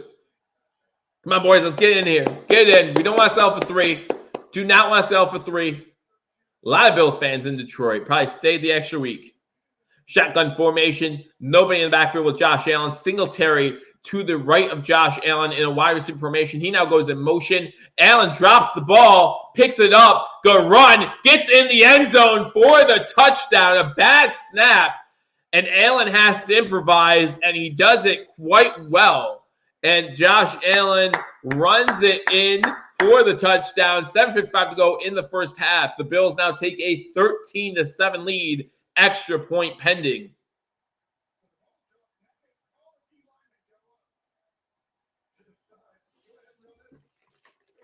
Diggs has 1 catch.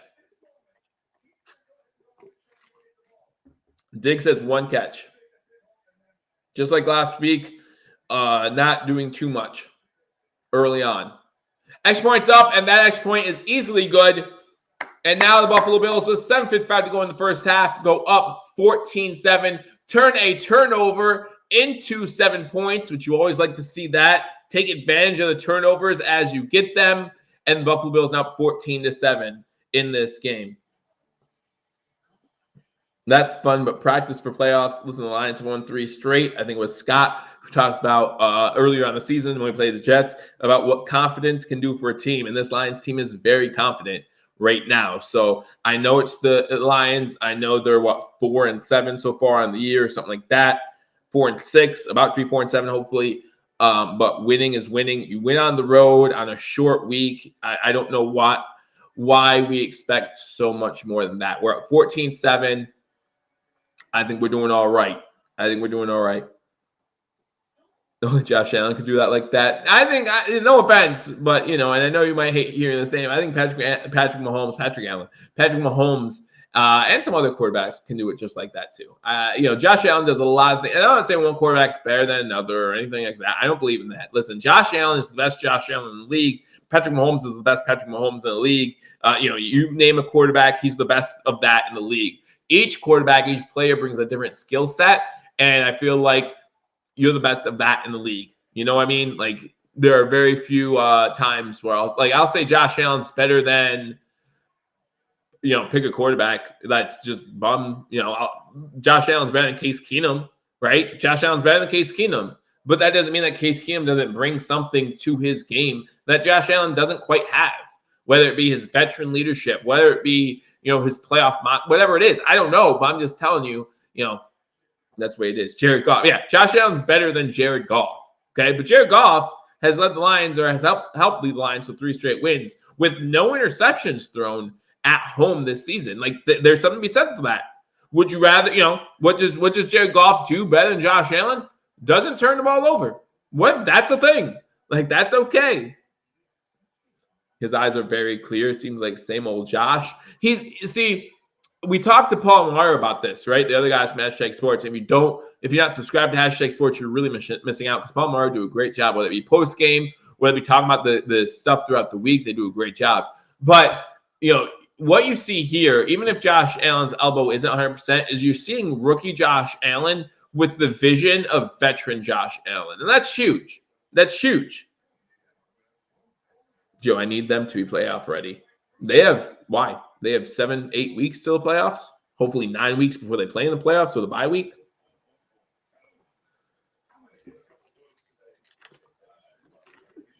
The Lions beat the Giants. Lions beat who else they beat? They beat the Packers, which is big for them.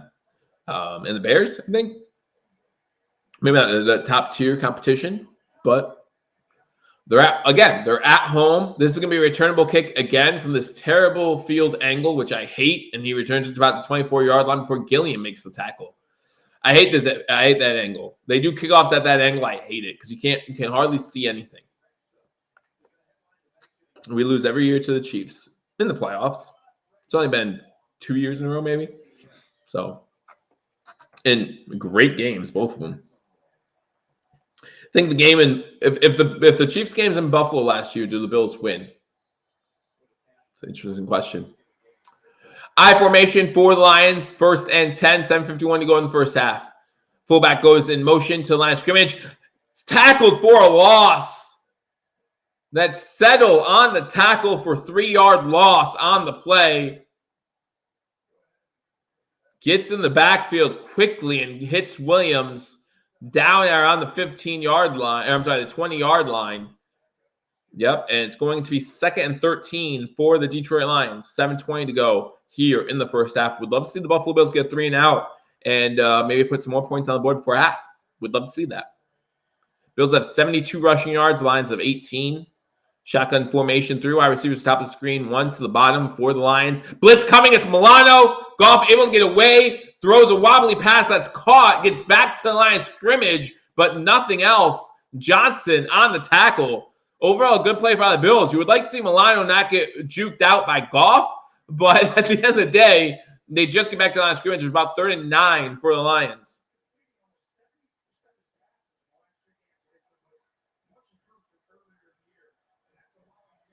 We call it 3rd and 8. It's a long 3rd and 8, but okay. Shotgun formation. You got 3 wide receivers bottom of the screen, 1 to the top. Williams with Goff in the backfield to his left. Again, the Lions going left to right on this drive. Bills rush 4. Over the middle, that slants there once again. Take him down. He does not get the first down. He doesn't even stretch his arm out for the first down. That's surprising. It's going to be 4th and maybe half a yard. But he stretches that ball out. He has the first down. I don't understand why he doesn't stretch the ball out. You have to punt. If you're Lions, you have to punt. 6 minutes to go in the first half. 4th and 1. They're going to go for it from their own 34-yard line. 33. I disagree with this too, but they got their last 4th down. And he gets the first down. Gets the first down. And this happens a lot in the NFL. So I'm not picking on this game. I'm not picking on this play. But if you watch, they're hurrying up here. Shotgun formation. Pass over the middle is complete. Tackle by A.J. Klein at the 40 from St. Brown. But there's a penalty marker, probably 2 men on the field, which is probably why they hurried up. Pulled the old Aaron Rodgers and had to get that penalty.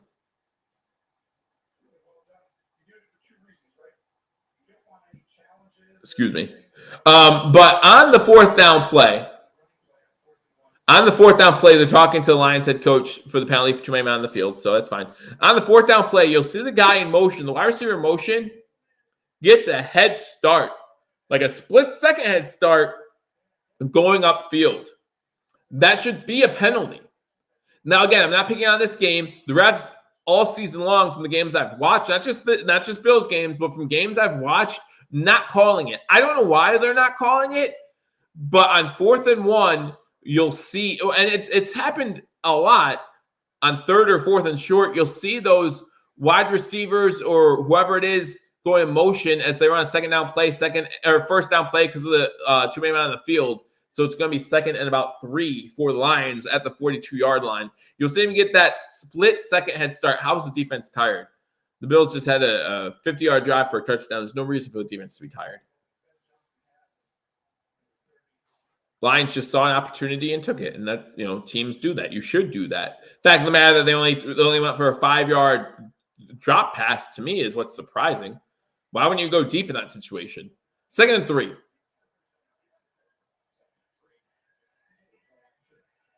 Play action, pass complete into Buffalo Bills territory. Dane Jackson right there makes the tackle immediately. Raymond on the catch. He's limping as he gets up. He's limping over to the sideline. I hate to see that again. Almost like Canadian football. Yeah, I mean, Canadian football, you get like a full yard, right? But yeah, it's kind of like that. Again, I'm not picking on this game. They never called it, so I wouldn't expect it to be called there. Just something I've noticed. 1st and 10 from the Buffalo Bills 45-yard line. Under center, stretch play to the left. He has some room to run now. Hamlin comes up and makes a good tackle after a gain of about 7 inside the 40 now.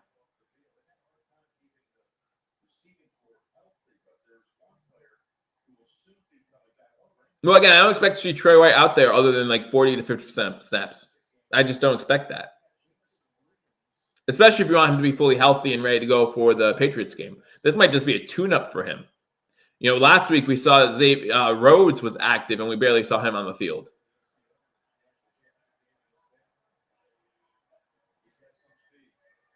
Play action. Goff looking over the middle, has a wide open receiver. Mitchell with the catch and run. Tight end gets inside the red zone to the 15. Big time catch and run. No one in the middle of the field. 23-yard gain by the Lions. Was a great play by the Lions. Great play by the Lions.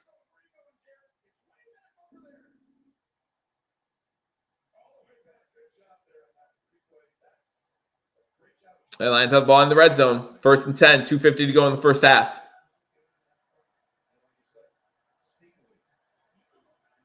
Shotgun formation. Goff looking to throw. Goff underneath. Pass complete. Raymond's back in there. You're happy to see that. He came off limping on the last catch he made. He catches the ball for a game about 6. It's going to be 2nd and about 4 from the 9-yard line. Von Miller's on a knee.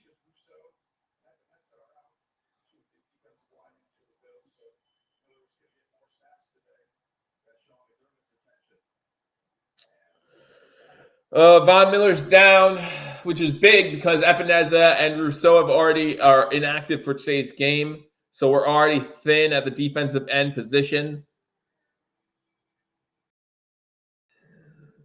Down on a knee. Hopefully that's a good sign that he's able to get up, get off field. Who knows what happened there? I'll have to watch the replay, see what happened, but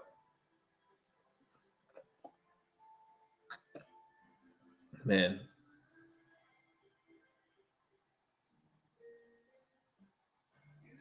Don't like to see it. Don't like to see it. We'd like to see more pressure on Jared Goff. We do have the one sack, but it doesn't seem like we're getting in there consistently. Now, again, the Lions do have a good offensive line, so you want to give credit where credit's due. But I would love to see us send a few blitzes his way. If Von Miller's out, yeah, they're rotating him in and out, which should have been the plan the whole time. But if Von Miller's out, that obviously impacts our ability to send blitzes. Yeah, Von Miller was in, and he got hurt.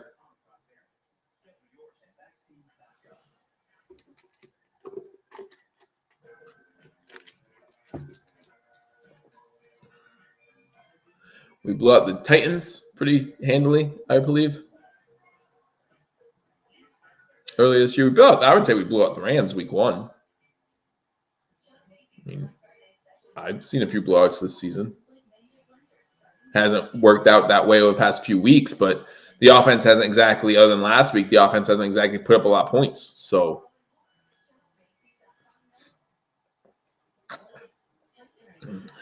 recently. Okay. That's fine. That's fine. You're right. We haven't blown out teams recently, but we were doing something at some point in the season that was working well, and we were able to blow out teams. So it's not like it's something that we weren't able to do this year and that maybe we'll be able to do again. We weren't blowing out teams towards the end of last year at the regular season. Look what happened in the wild card round of playoffs. I mean, that was a blowout. By every metric, that was a blowout. It's not odd. Like, again, look at the rotating secondary we've had over the past few weeks. Shotgun formation, 2 wide receivers top of the screen on 2nd and 3 at the 9-yard line.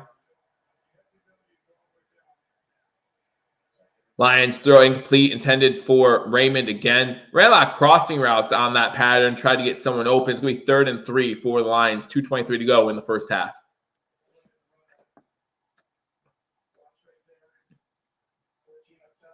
Oh, yeah, he's open. St. Brown's open on that play, and Goff just misses it. 3rd and 3.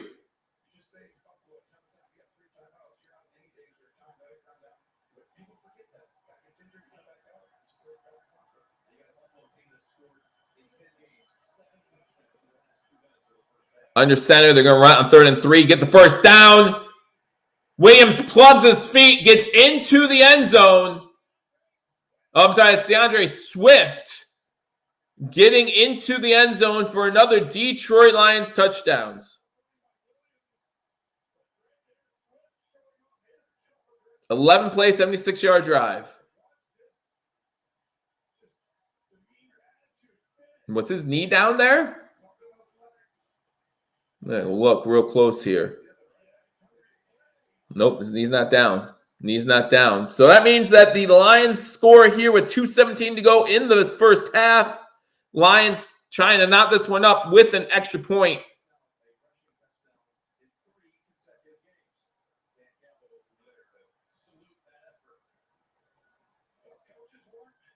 It's under review. I was thinking that it's possible that part of his leg was down more than just his foot.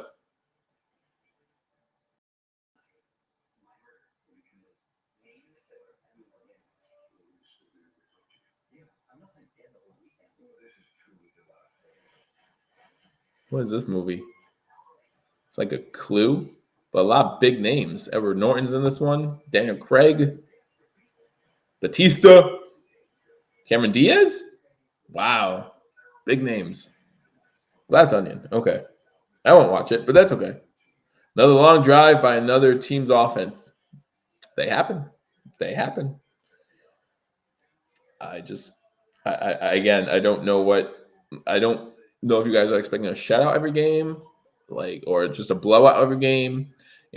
Super Bowl winning teams last year, the Rams, in a lot of close games. Now, the importance is that you win those close games. Now, we've been spoiled. We've been spoiled with the fact that, we've been able to blow out teams. But, wow. Again, the Rams, the Buccaneers, before their bye week 12, were, 7-5? Something like that? Okay. Just take a breath. It's all right. This Lions team, this whole season, this Lions team has been able to score points, except for against the Patriots defense. That's it. This Lions team's been able to score points. Why are we shocked they're still scoring points? They are moving the ball right through us. Even the turnover drive, they're moving the ball until they turn the ball over. Almost like turnovers matter. But that's fine. 14-14 if the touchdown stands.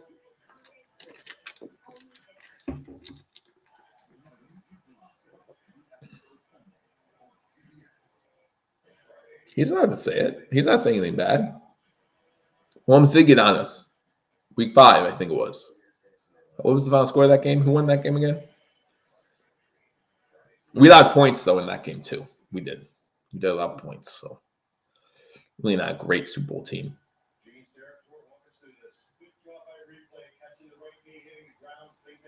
Yep, right knee hits the ground, so he's down to 3. So it's going to be 1st and goal Detroit. But our defense won't be able to stop him, so touchdown. Touchdown Lions against the soft defense. Goff almost gets sacked on 1st down, incomplete, able to throw it out. It's going to be 2nd and goal.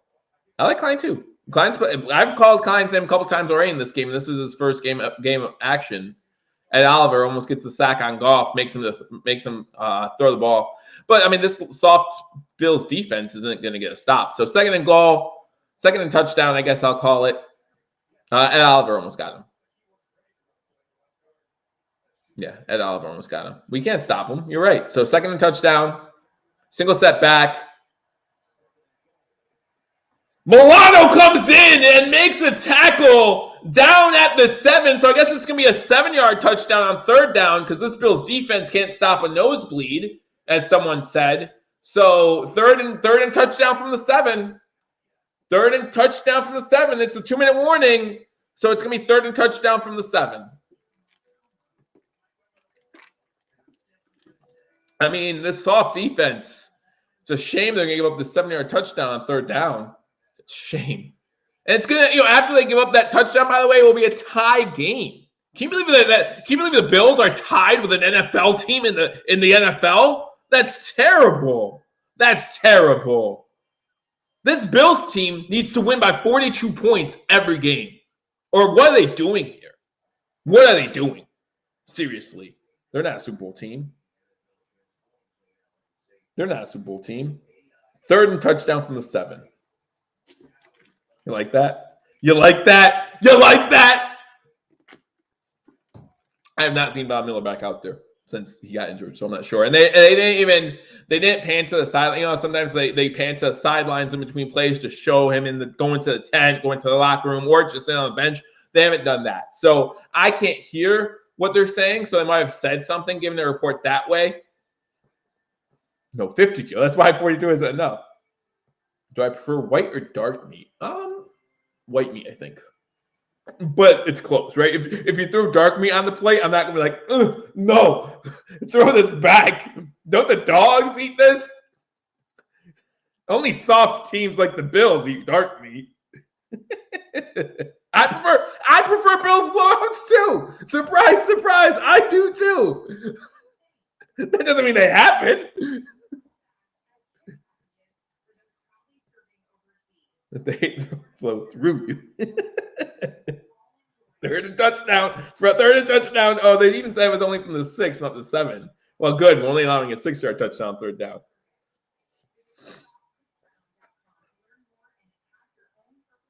The 49ers are the best team in the NFC. I think so too. Even when they're not on the top form, like the 49ers are a really good team.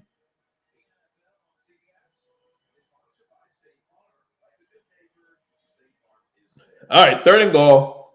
3rd and touchdown from the 6. 2-minute warning. Just over. 3rd down. 2 wide receivers and a tight end to the bottom of the screen. 1 to the top. Single step back. They do run it on 3rd down. And he's down at the 1.5, maybe 2-yard line.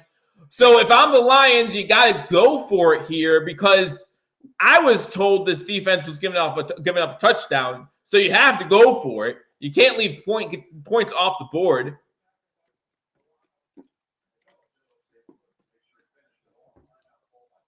Buffalo calls a timeout, so they'll have time on the other end of this, no matter what happens with 1:55 to go. Yeah, they're going for it. They should go for it. Von Miller just come out of the blue 10. Okay. So it was examined. If I'm the Bills, I take Von Miller back to the locker room, right? Because hopefully after this play, that's a great spot for the Lions, by the way. He was down at the 1.5-yard line. But whatever. Take the handoff, looking to throw. Wide open touchdown. St. Brown in the end zone. See, I told you, touchdown. Brown scores a touchdown, makes this one 14-13, 1:52 to go.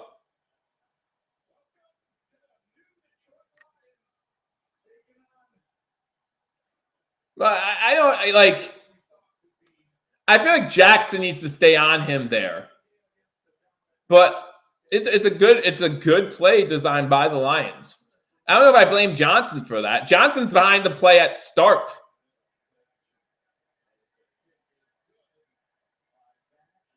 I mean, I'm not disagreeing that Teron Johnson can't be better or secondary can't be better, but you watch that play from start to finish.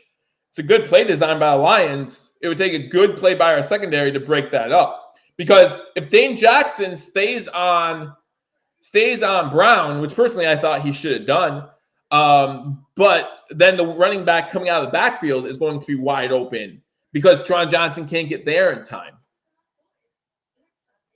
I'm coming for me. We need Trey and Elam. And they're going to be back, hopefully fully healthy by the Patriots game. We can still double dip. Not yet. I'll get that hopefully in a few hours. I think I get that win or lose, right, Mom? I get a cherry pie, win or lose. Or are you like DK and saying, or DF? I'm sorry. Why do I keep on? I always call you DK. Or are you like DF saying, you're not getting a cherry pie unless we win? You're not getting a cherry pie unless we win. And if we don't win, I'm coming to your house. I'm finding you. Make sure you hit that thumbs up button, like this video. Let everyone know that we are live for the game between the Buffalo Bills and the Detroit Lions. The game right now, 14-14. Bills do get a chance to double dip here. 1:52 to go. They have 2 timeouts remaining.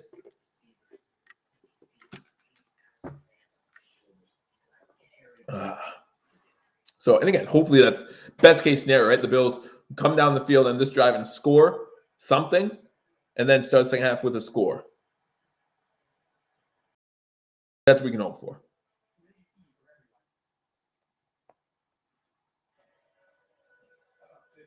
15-play drive, 76 yards, 6 minutes, and 3 seconds. Again, I'm surprised it was 15 plays. They had the ball 1st and goal from the 2. Against this soft defense, they should be upset that they didn't score on 1st down. Von Miller is getting carted off the field now, so that's not all a good sign. Not at all a good sign. He is sitting on the cart, and he does not look like he's in a good spot right now.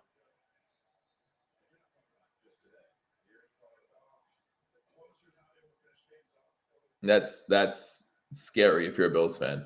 That's very scary if you're a Bills fan.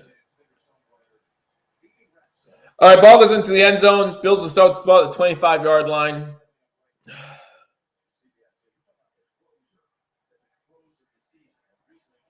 Oh, we hope that it's not a serious injury for Von Miller. We were just starting to get healthy. Man, shotgun formation for Josh Allen and this Bills team. Five wide receiver set as running back Singletary goes in motion. And looking to throw. He's going to take off with it. Still looking downfield. Finds open receiver. That's McKenzie getting into Lions territory, going down at the 48. Good work by McKenzie coming back to the ball. Minute 35 to go. Playing time. Still 2 timeouts.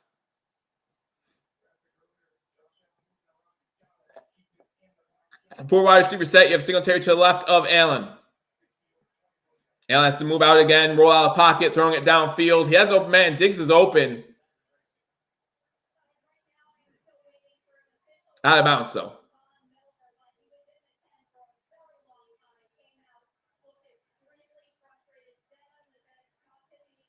Ooh. Yeah, Von Miller's leg gets rolled up on twice. It gets stepped on first and then rolled up on. Doesn't look good. Doesn't look good. No official word according to Tracy Wolfson from Fox coverage. 1:20 to go, 2nd and 10. 4 wide receiver set, 3 to the bottom of the screen. You have Morris out there as well at the top of the screen, going out for a pass. Allen's in the middle of the field, wide open again. Take what they give you, down at the 42. Still minute 13. Let the clock keep running. 3rd down. 3rd down.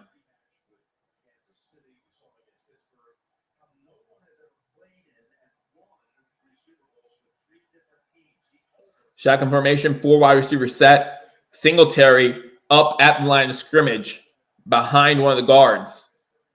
Quick pass out to Diggs. Diggs with the catch and the 1st down.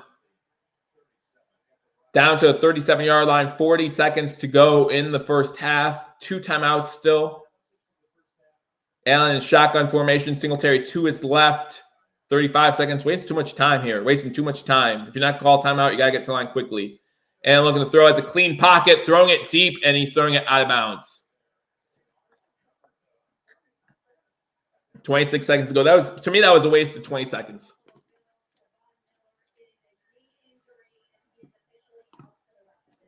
Knee injury for Von Miller, and he is already ruled out for the rest of this game. That's not a good sign. It's not a good sign. McDermott's upset. He feels like there was a chop block on that play. 5 wide receiver set. Singletary to the bottom of the screen. Looks like it's Davis, McKenzie, and Singletary to the bottom. Bills look like they're trying to set up a screen. 2nd and 10. Nice catch by McKenzie. McKenzie's having a big game. He's out of bounds inside the 20 with 20 seconds to go. Wow.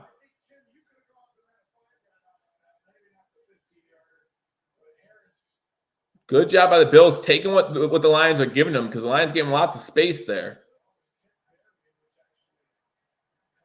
Shotgun formation again for Allen from the 24 wide receiver set. 20 seconds to go in the 1st half. Allen 10 for 16, 114 yards, and a touchdown. Remember, they still have 2 timeouts. They can use the middle field. Allen going down to the sideline pass. Incomplete, intended for McKenzie. A little high for him. 16 seconds to go in the 1st half.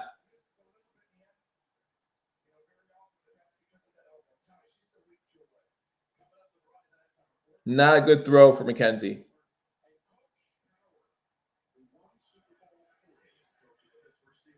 Shotgun formation. Got Diggs at the bottom of the screen.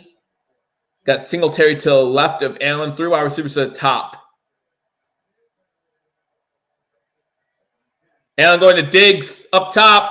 Incomplete. Good job by the Detroit Lions defender using the sideline as an extra defender. That's number 23 on the coverage.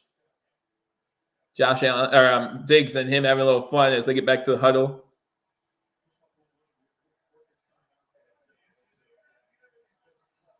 $12 seconds to go. Bills still do have 2 timeouts. Use the middle of the field. 3rd and 10.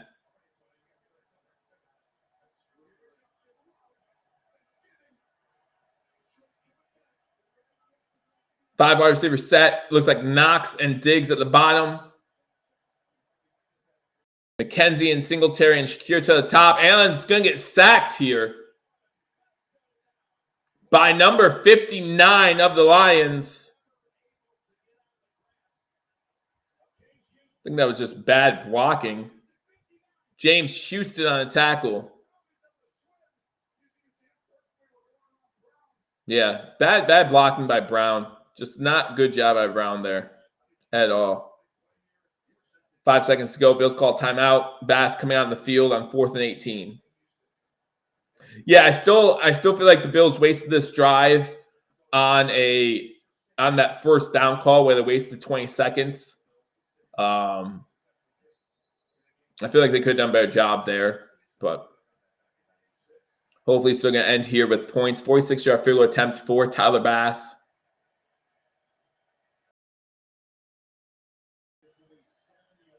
Detroit Lions going nuts.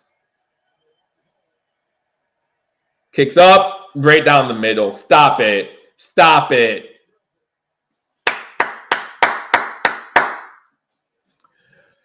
So that's going to end the first half. I can't believe that kick took 5 seconds. I really don't believe that, but that's okay. I don't want to see a wasted kickoff and a kneel down either. So at the half, the Buffalo Bills leading this game 17-14. The Buffalo Bills will receive the second half kickoff. Poor use of timeouts. I would agree with that. I would agree with it. That was a poor use of timeout. But the Bills have lead at halftime. And yeah, I'm just getting updates on Von Miller getting carted off. Won't return due to a knee injury. When you see someone's ankle twist and they're saying it's a knee injury, that's very concerning. Very concerning if you're a Buffalo Bills fan that Von Miller goes out in this situation. Obviously, at halftime, we'll talk about a few other things. But the big thing right now is that Von Miller looks like he is, obviously you don't want to speculate anything at all, but you know that he's not coming back in this game. You know that he's not coming back in this game at this point, so you do worry about that. All right, so at the half, the Buffalo Bills do lead 17-14. The guy rolled on Miller's. Yeah, he rolled. So he stepped on Miller's ankle. And it was he didn't do it intentionally. Before I say anything like that, the offensive lineman's being pushed backwards. So he steps on Von Miller's ankle. And as Von Miller's going down, his ankle gets rolled up to the knee area. So again, you can only hope for the best. Boogie and Shaq are inactive. I'm sorry, not inactive. Abe Japaneza and the edge rushers right now is really thin because you started this game with the edge at Von Miller, Big Basham, Mike Love, and Shaq Lawson. Von Miller now being out means you only have a 3-guy rotation, and Mike Love is a guy who, this is his first week on the active roster for the Buffalo Bills. But yeah, at the half, the Bills lead 17-14. Allen 10 of 18 for 114 yards and a touchdown.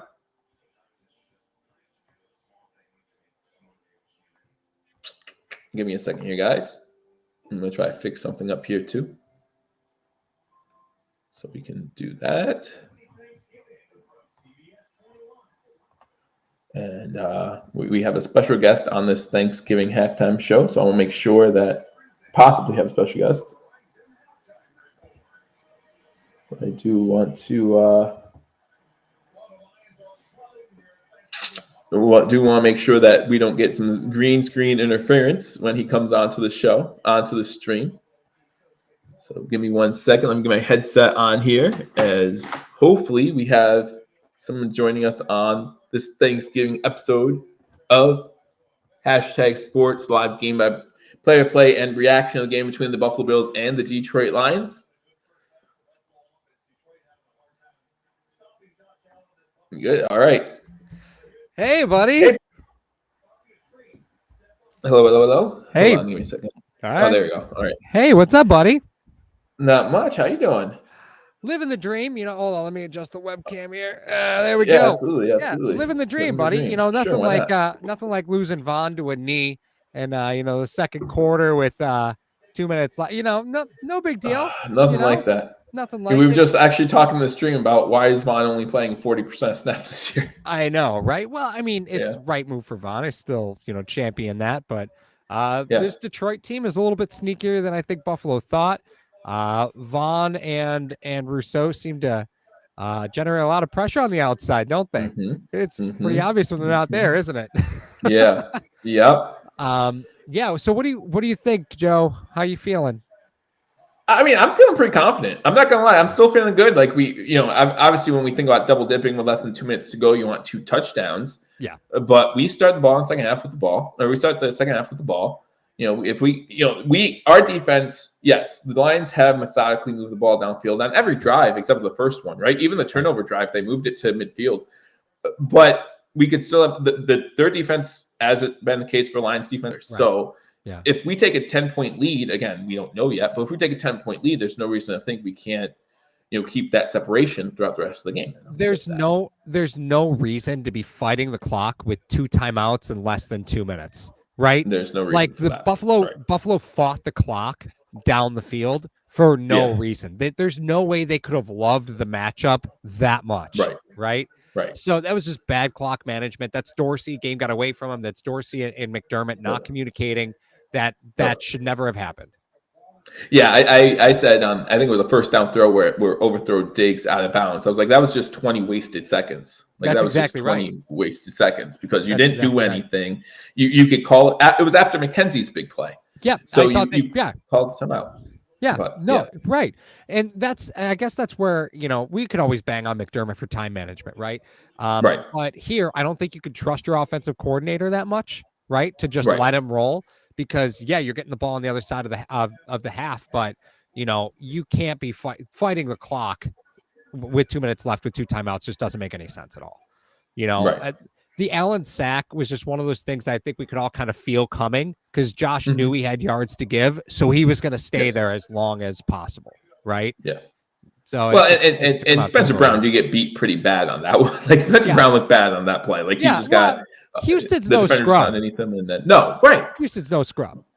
Well, and that's what I've been saying about this Detroit Lions offense too, as everyone's talking about how soft our defense is. I'm like, well, actually the Lions have been able to put up points pretty much all year long. So we can't this is not, as some would say, your brother's Detroit Lions team. This is not the Detroit, like we just saw they had a 15-play drive. It was their first 15-play drive since 91 or something like that on Thanksgiving. Thanksgiving. It's not because they're playing the Bills. It's because they are actually turning into a decent team. Like they're not, they only have 4 wins right now, and they have 4 wins. 3 of them have come in the last 3 weeks. Like confidence makes up for a whole lot of stuff, right? So not only that, but I think it takes a while to find an identity, right? Especially when you're a new head coach. Not to say that Campbell is new at this point, but when you cycle through staff like Detroit has cycled, it takes a while to get your sea legs about you. They've come across what I think they would call an identity, right? Buffalo, on the other hand, still seems to be making it up a little bit. And again, with 2 timeouts, with 2 minutes left, you could run the football. You could still run the football, and they had just no intention on ever doing that. It's like, it's just frustrating. It is, and unlike last week, it seems like running the football has not been part of the game plan all that much for the Buffalo Bills in this game. I'm going to look it up real quick, but last week both Cook and Singletary had 8 or more rush attempts at halftime. Yep. And we're nowhere near that. Allen with 5. Yeah, Allen with 5, Singletary with 6, McKenzie with 1, and Hines with 1. I mean, obviously McKenzie's having a big game, but McKenzie's just more involved. And I like that. Second play of the game, we see him go in motion, and someone said it's nice to see pre-snap motions. And I've always been a huge fan of pre-snap motions. Even if you send them and send them back, by that alone, you find out if the defense is playing man or zone, things like that. Yeah, and the Lions play a ton of man-to-man coverage, right? Which is exactly why you have Isaiah McKenzie on the team, right? That's why you have Shakir. That's why you have Isaiah McKenzie, is to try and eat up that man-to-man coverage. The Lions are not disappointing there. They're still playing a ton of man-to-man coverage, which is sometimes frustrating because it makes it a little easier to double digs, but it also means that there's a lot of under routes that are there. Right. Yeah. Diggs has been doing a great job this year finding soft spots and zones. You're not going to really find that today because the Lions are just playing a lot of man to man. So that's why you're not going to see Diggs find, those settle into routes and get the reception. You're going to see Diggs when he makes a catch, it'll be in motion, right? Because he's not going to find those soft spots to sit in. Well, and I made comments earlier in this game, like in the first quarter, especially, we saw Diggs line up in the slot more than we have in the past. Like he was lined up as a slot receiver a few times. And so seeing that, I was like, wow, that's something you're not used to seeing, but that's why, because they're playing man. He's trying to get the open spots. I do think, kind of like last week, he only had 1 catch in the first half and then had 4 or 5 in the second half. I do think they're going to find a way to get Diggs the ball in the second half. Oh, yeah. But But yeah, the point remains that it's not going to be easy for him to find soft points in the zone. What in the, sometimes I wonder what they do on these halftime shows. Like I just looked up and it's like a Matrix type thing going on right now, and I'm just like, what's going on? I know it, and here's the thing, right? You know that the broadcast had this game circled on the calendar for months. Like, hold on, let's get as many graphics with turkeys in it as possible. It's ridiculous, ridiculous. So I did have it up. Oh, go ahead. No, I was going to say, if you're looking at the second half, you got to figure out a way to get the ball in the end zone, right? Yep. If you're Buffalo, what are you trying to stop Detroit from doing? And if you're Buffalo, what are you trying to exploit that Detroit is doing? Well, so right now, I think the Bills are still doing a pretty good job against the run. I know both touchdowns are rushing touchdowns, but other than that, like even those touchdowns are 2-3 yards here or there. Like, I think the Bills overall have allowed less than 50 yards on the ground so far. Yeah. So you have to be impressed with that. It's really tough because what I was saying in the first half is I know we got that one sack on I want to see more pressure, but now that Vaughn's gone for the game, you really lose a lot of opportunity to send unique blitzes and things like that. That you can't really see in the second half. So especially, now you're talking about without Von Miller and without Tremaine Edmonds, who, is also a catalyst in the middle of the field. I think AJ Klein is having a really good game for his first game back in Buffalo. Well, so if you have Tremaine, right, you're not having AJ Klein play the role that he's in, right? Correct. Because AJ Klein was a really successful pass rusher, which is something you could probably use today. The downside is you've dressed 5 receivers. Tyler McCavich is not playing defense for you, so you've only got 4 linebackers today, right? You got Milano, Dodson, Klein, and Terrell Bernard. So you're not sending any of those guys in pass situations, right? Maybe Klein, maybe, but you're right. Buffalo's been so strong against the run because they're not bringing that pressure. Right. So you could see some more pressure. Maybe, we've seen Poyer blitz a few times. But, happy that, I want your take on this. Happy that White's back, but we didn't expect him to play a whole lot today. So, we're seeing him on off, and I definitely don't expect to see him setting up blitz with Trey White. But maybe on the more, and maybe they'll hold him out for the second half too, on the more pressing passing downs, you want to see Elam and White in there because Johnson just isn't getting it done. Like Johnson just is not getting it done. So he was a $24 million backpack last week, man. Like that's what happens. Again, this Detroit team they are sneaky good, but they still lack a bunch of experience. They've got a ton of talent. But if they can get out of as soon as they get out of their game plan, they are not a good football team. And I think that's what Buffalo has to do is find ways to disrupt their rhythm, because once you get them out of rhythm, once you get them behind the sticks, because they'll take 3-4 yards at a time. That's their whole offense. That's not just them taking advantage. No, that's what they do. That's all. That's what they're going to do. So they're not going to really press the ball downfield. Goff doesn't have the patience or the vision really to do that in this offense. So if you can figure out a way to shut them down on first down, limit their second down, get them in those 3rd and 6, 3rd and 7s, you're probably going to be okay. Right. Yeah, I think that, the problem is, and we talk about all the time, the ineptitude of the Buffalo Bills defense to get off field on 3rd and longs. It's insane to me. And we're talking 3rd and 7 to 3rd and 15. It just seems like the Bills just can't get off the field. That's exactly right. So yeah, the one thing I want to see is on 3rd and longs, get off the field. It's okay. And that this team, for the most part, we saw in the first half, is going to go for it on 4th and shorts. Right. So you can't you have to try to stop the underneath stuff, even on 3rd and longs. We've seen them run the ball on 3rd and 3, 4, 5 yards. So, they're not afraid to do that.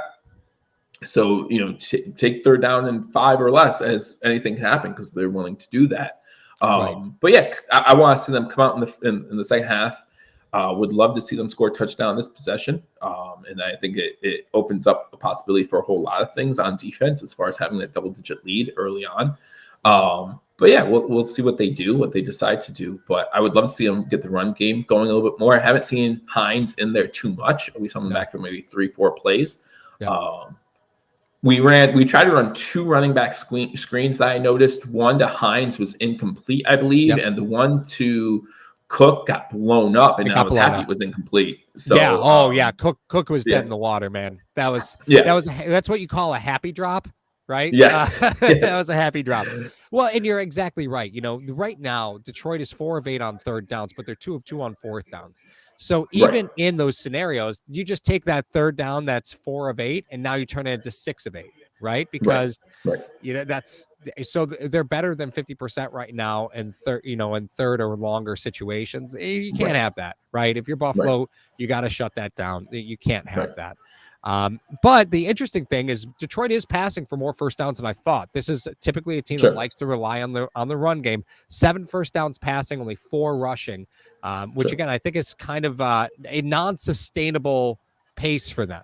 I think this was the bullet in the gun. They threw everything they had. I don't know if there's much more than what we've seen, Joe. I just got to be honest with you. I don't think they have any more tricks up their sleeve.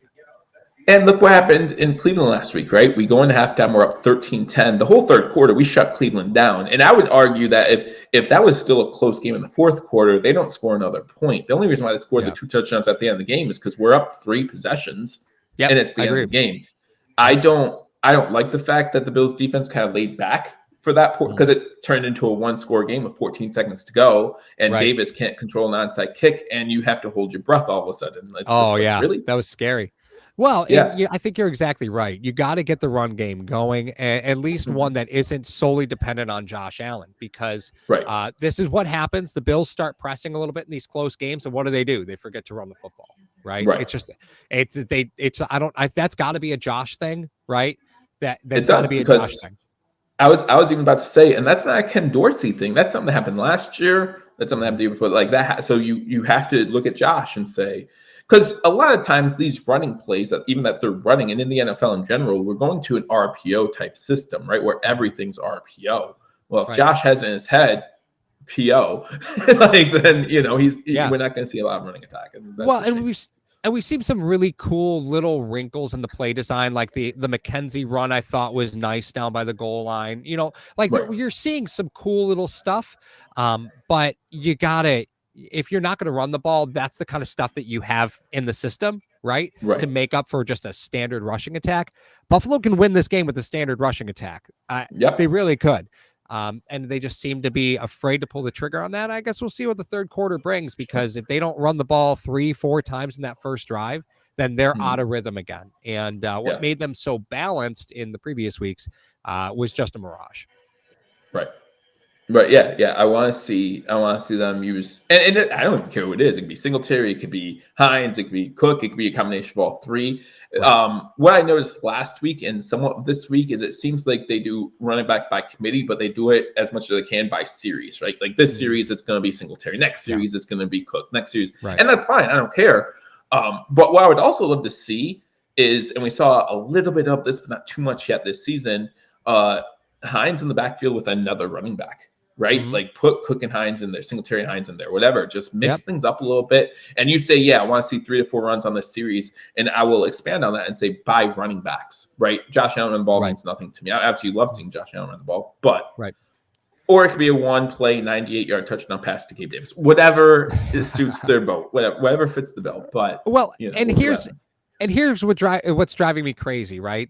To me, the big second half adjustment for Buffalo is, Detroit loves to run a lot of man-to-man, which often means they have to play nickel if you want to get a corner on your slot receiver. It's one of the reasons why you see Isaiah McKenzie doing as well as he is, because he's not always matched up on a corner, right? But neither's Dawson Knox, right? So, and Knox has 0 targets, 0 in the first half of this game. It's ridiculous. So you can play the matchup game better in the second half by knowing that there is under no circumstance Knox being overmatched, with a corner who's just going to be sticky on him, right? And that's one thing that Knox does struggle to do. Knox does struggle to deal with speed guys on him. He does a really good job when there's a physical threat with him, but if it's not a physical threat, he really struggles a little bit. And Detroit isn't matching up on the corners. Right. The ball went out of the end zone. First down, it's a run to Cook, and he's going to make a play. He's going to get 5 yards. That's exactly what we want to see. But anyway, and there's a reason why Fields and last week I'm sorry, Giants quarterback. You'll remember his name. I can't right now. I don't care. But there's a reason why quarterbacks are running all day against this Detroit defense, because the middle field's wide open. So take advantage of that. Exactly. You put Knox in the middle field. Like, come on. That's exactly so. Right. All right, Paul. Hey, have a great Thanksgiving, man. Are you guys too, doing Joe. a post game? Or no, the little man's got the mumps. Yeah. Happy Thanksgiving, everybody. Happy Thanksgiving. Yeah. So but have a great Thanksgiving anyway. Yeah, you too, Joe. Happy Thanksgiving. Enjoy a healthy Thanksgiving. That's what I'm wishing. Let's hope. Let's hope. Cook gets a screen little dump pass for a first down. So getting Cook involved at least. That's what we like to see. Enjoy the rest of the game. Thanks for joining us. And thanks for everything, man. You take care. Have a good Thanksgiving. You too. Later. Bye. All right. Thanks, Paul, for joining us at halftime. Let me get the screen back for you guys the way you like it. And you like it that way because I tell you to. But it's 1st and 10 Buffalo. Welcome back, DF. Glad that you're back as well. Bills have the ball 1st and 10 at the 36 after 2 plays by Cook. Gets 11 yards. Allen in shotgun formation. Quick pass to Diggs is incomplete. Thrown a little behind him. And it's going to be 2nd and 10.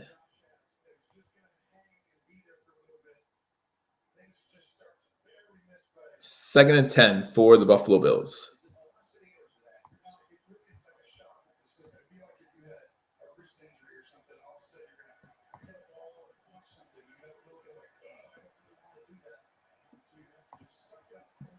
Second and 10, shotgun formation. Quick pass out to Diggs. He's tackled right away. Bad blocking by Gentry. It's going to be 3rd and long. And Diggs is down. So many injuries, guys. Let Cook cook. Let's see if I can see anything that happened to Diggs here. He's on his feet on the sideline. Hutchinson comes in and gets a little extra push on him at the end of the play. 3rd and 13.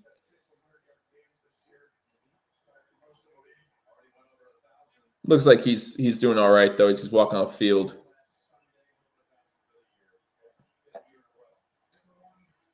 Long 3rd down. 3rd down conversions on plays of plus 11 yard, 3rd and 11 or longer. Bills are 40% first in the NFL. 3rd and 13. Bills up 17-14 here.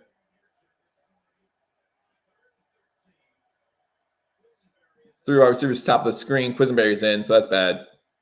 And looking to throw. Has a guy open downfield, and it's caught. Davis on the catch. There's a flag in the secondary. Please be on Detroit. Davis does a good job getting open.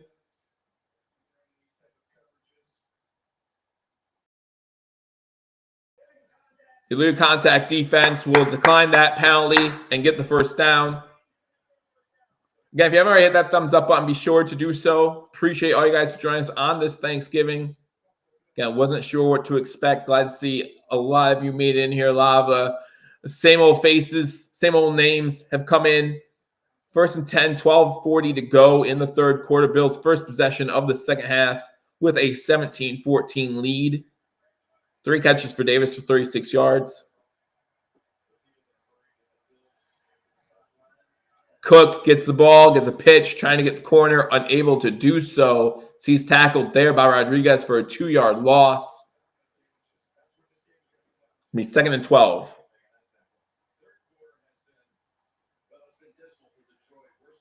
Third quarter, Detroit is minus 55-point differential, worst in the NFL. The Bills' second best, which is hard to believe considering our second half struggles over the past few weeks.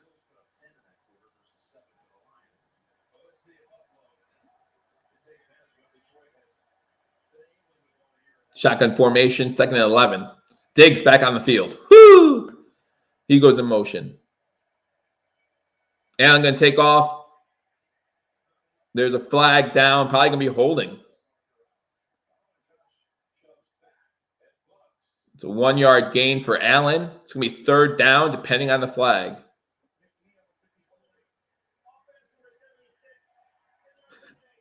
It's going to be 2nd down. They're going to call the holding. And I believe, yeah, Roger Saffold. I hate our guard play, guys. I really do.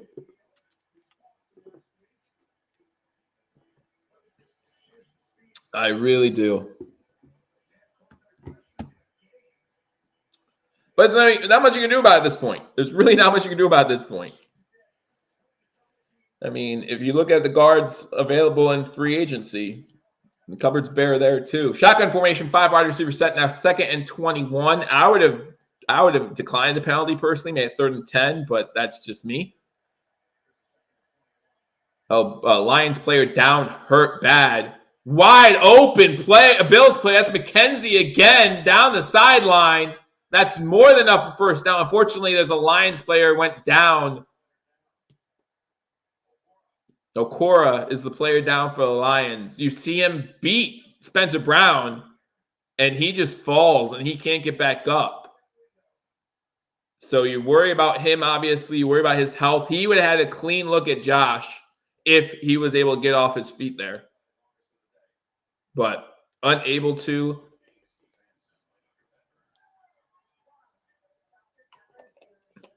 And I hope he's okay because he went down. He was unable to get back up. Not sure what happened there. Not sure what happened at all there. But he's unable to get back up. So you hope that he's all right.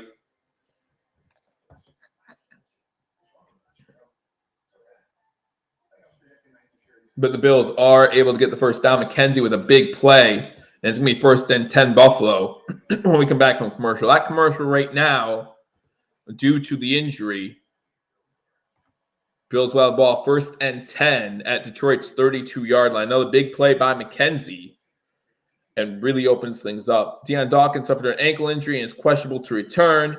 So that's another injury to our offensive line.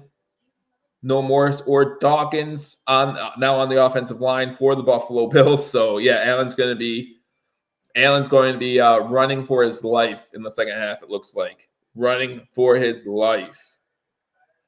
Because, again, no Dawkins, no Morse. So that means we have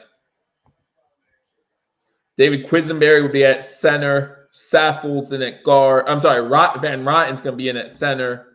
Saffold at guard. Spencer Brown's on the one side at tackle. So you would think that, who would that be then taking over Dawkins?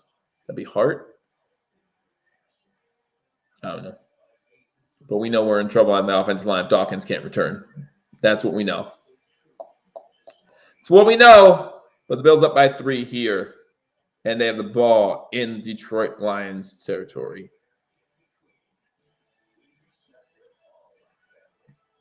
Again, guys, happy Thanksgiving from #sports. Again, Paul was just down here at halftime. There will not be a post-game report today. Interesting. Very, very interesting. Very, very interesting. I can't believe all the injuries this year. It's been rough, man. It's been rough. Now we have to worry about Von Miller's injury. The arm extends. So he hyperextends his elbow maybe. McKenzie on the jet sweep, gets the handoff, gets inside the 30 to the 29, maybe 3 yards on the play.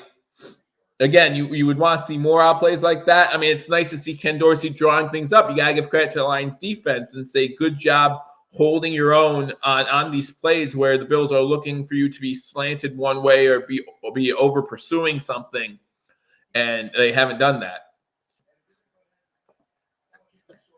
McKenzie, 5 receptions for 93 yards and a touchdown now today. So I said, I picked Gabe Davis in the pregame as the guy I want to see have a big day, but it looks like it's McKenzie. Shotgun formation. Cook in the game. Screen to Cook was open for a minute.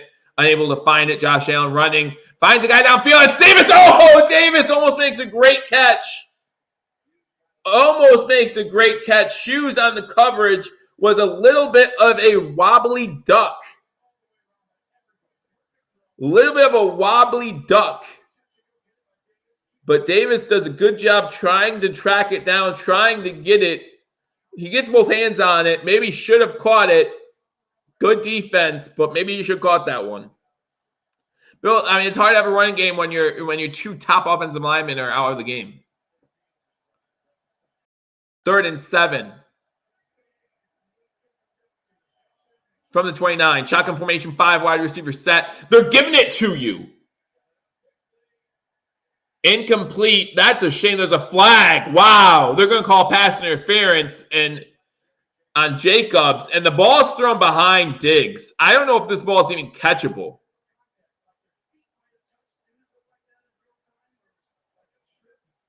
You had Knox in fantasy. Sorry. They're calling pass interference. I don't agree with that. I don't agree with that. I really don't. The Bills get bailed out here.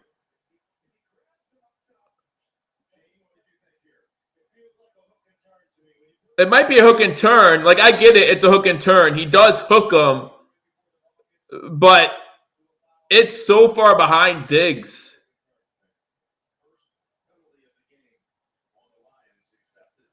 Wow.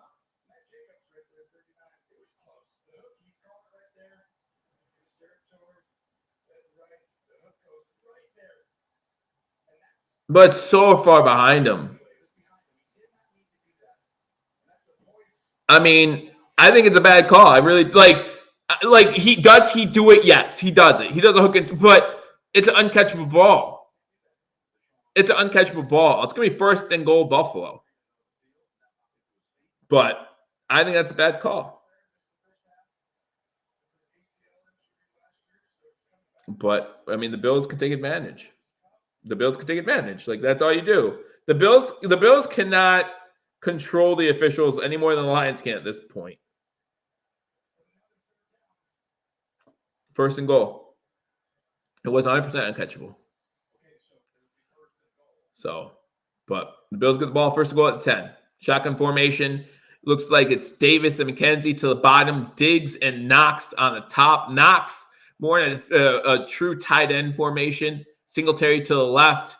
Fake the handoff. Singletary not. Ball intercepted. I hate red zone slants. How many weeks do I have to say this crap? I hate red zone slants. The ball is going to be underthrown, or it's going to be like it's a low throw because it has to be. And the ball's tipped in the air by Rodriguez, and the Lions come up with it. It's not even like it's not just Josh Allen. They throw these slants all the time, and they hit players' helmets. They hit players' hands. Players jump up. Stop it. Stop it.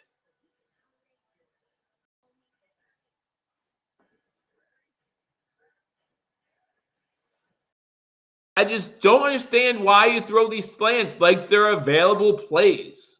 That might become my new least favorite play.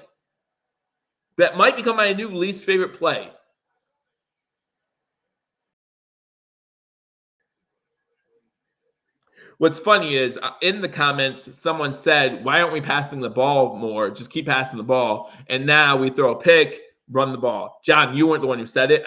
I'm not saying it's bad take either way. I'm just saying it's funny the difference in the takes, right? Like, you know, one person's like, we need to pass more. That's the Josh Allen that I know. Well, he didn't have an interception last week, so you need to expect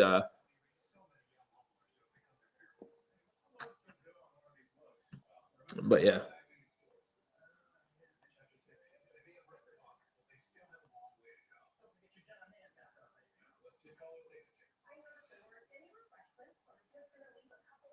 Sorry, texting my Lions fan friend.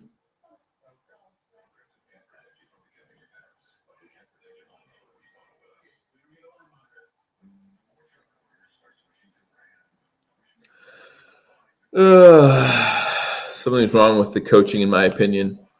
Again, it's not just the Bills throwing these slants. I mean, if you look at the replay, Diggs has a step.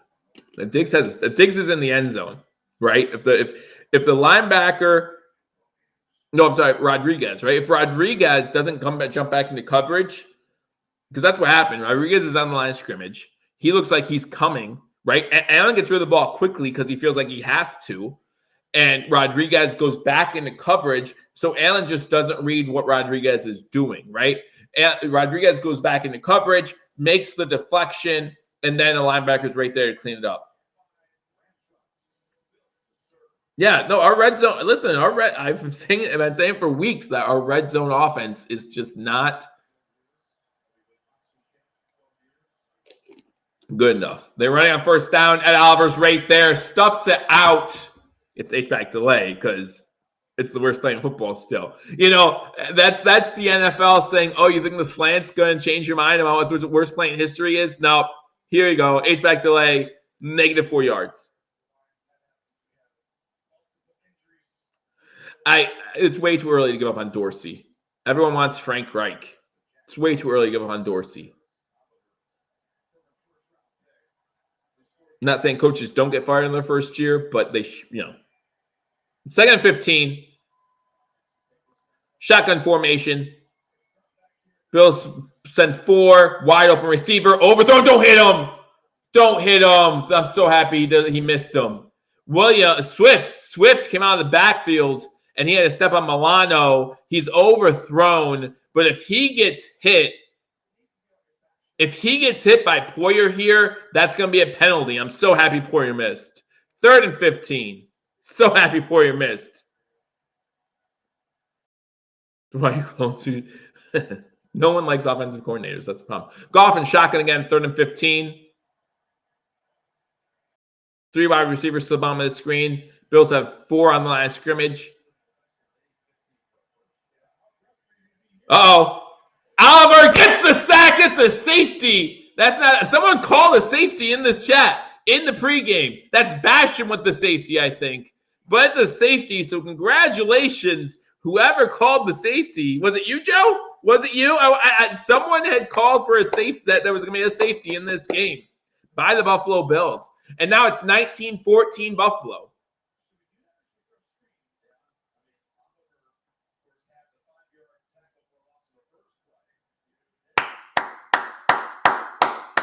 This weak defense gets a safety. I called it after it happened. Safety by the Bills. A 3-play drive by the Lions gets them, -11 yards.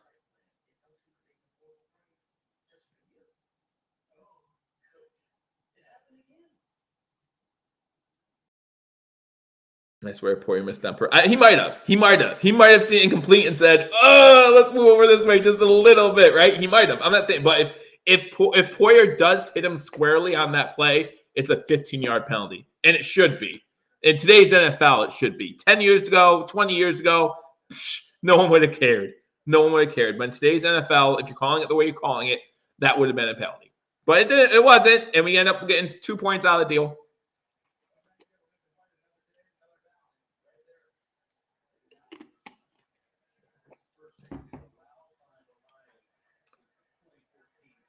First safety allowed by Lions since 2014 is what Jim Nantz just said. Hines on the punt return to the 35 to about the 36-yard line.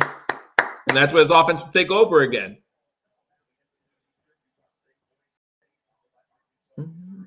It was UDF. I knew someone did. So congratulations. Cross that one off your bingo card. Good job.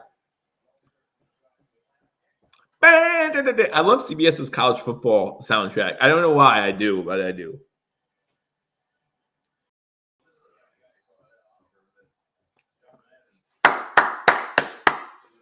All right. Yeah, I mean, again, he has to make a quick decision, right, Scott? Like, he has to make a quick decision, and it's his fault on the interception, but it's not play calling. Run on first down by Singletary, gets 15. He's on his feet, gets to midfield, holds on to the ball.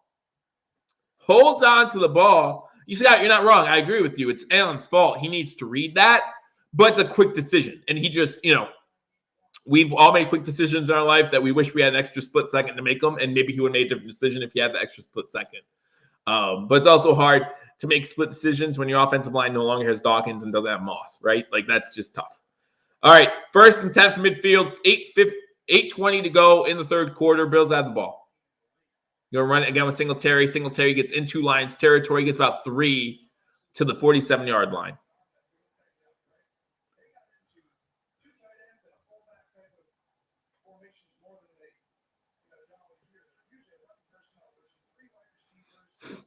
Second and 7. 8 minutes to go in third quarter. Allen's currently 14 and 25, 163, a touchdown and interception. And maybe the Jets did show how to beat them, so we have to beat that then. Offside formation. Was that intercepted? James Cook gave up on that play. He overthrew James Cook. What are they calling? They're saying it's Lions ball. Allen throws that ball. He can't believe it was intercepted. It hit the ground. It hit the ground. That's not an interception at all. It's a bad throw. It's definitely a bad throw, but there's no way that's an interception.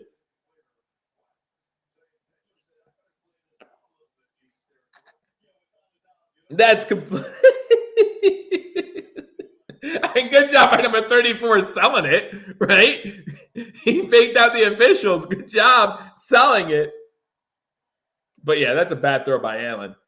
Very bad throw by Allen. And every bad throw by Allen, you have to question the UCL, right? Oh. Romo brought up a good point. Allen's expecting Cook to keep going, and Cook jumps back a little bit. I don't know if that's Allen seeing ghosts. 3rd and 7 shotgun formation. Josh able to create. Oh, he's almost able to get away. Unable to. He gets sacked again. Houston on the sack. That's his second of the day. It's going to be 4th down. The offensive line is going to be a struggle. The offensive line is going to be a struggle the rest of this game, guys. Quisenberry, what are you doing? Quisenberry.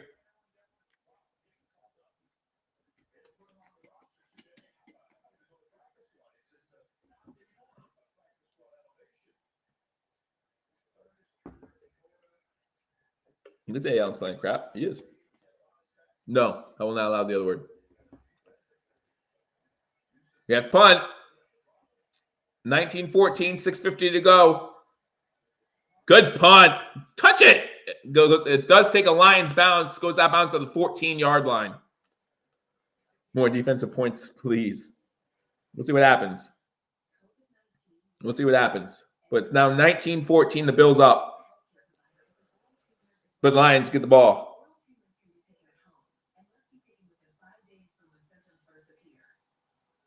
Lions get the ball 1st and 10 at their own 14-yard line.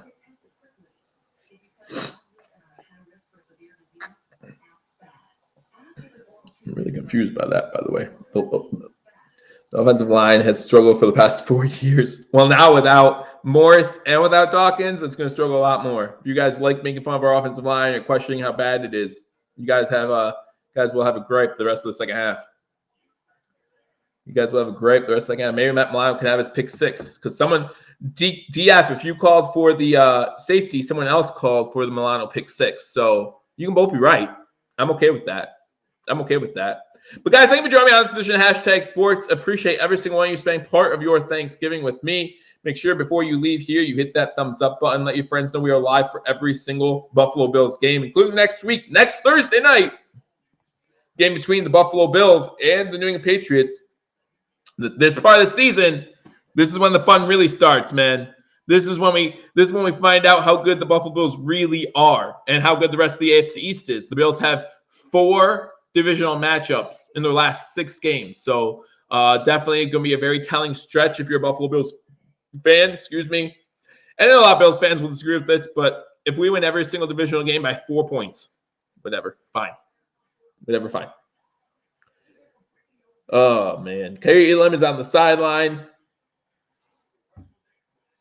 And Trey White is on the bench. So as the defense, Matt Perino just tweeted that Benford and Jackson remain as the Bills' cornerbacks. Kerry Lim is on the sideline in uniform, holding his helmet.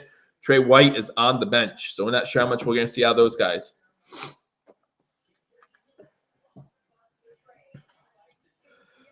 We have 3 Thursday games this year. Yes, we have 3 Thursday games. Whether we like it or not. I hate Thursday games. I think it's fine that you have a Thursday night game to open the season because there was no games the previous week. And tradition, Thanksgiving, fine, whatever. But I hate Thursday night games. That's my personal take. That when for a league that claims they care about player safety, they don't prove it. Shotgun formation on first down for the Lions from the 14-yard line. 5 wide receiver set. Bills send 4. Goff has time to throw. Throws over the middle. It's complete. Picks about 14 yards. That's St. Brown. Benford on him. It's going to be trouble all day. The rest of the second half, too. Looks like a star. I try.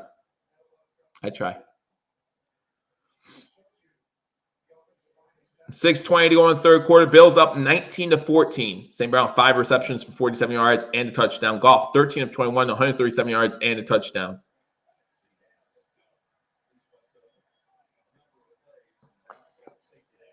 Two wide receivers top of the screen. Fake the handoff, looking to throw deep over the middle. Has an open receiver. Caught, gets into Bills. That's St. Brown again. Getting into Buffalo Bills territory. Guard St. Brown.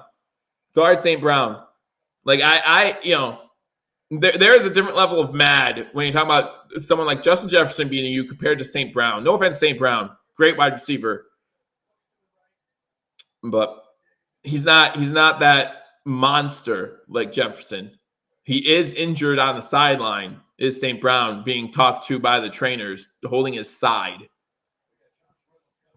Benford whiffed. Benford. I still need to get a stupid thing. Handing it off on first down. No gain on the play. Milano on the tackle.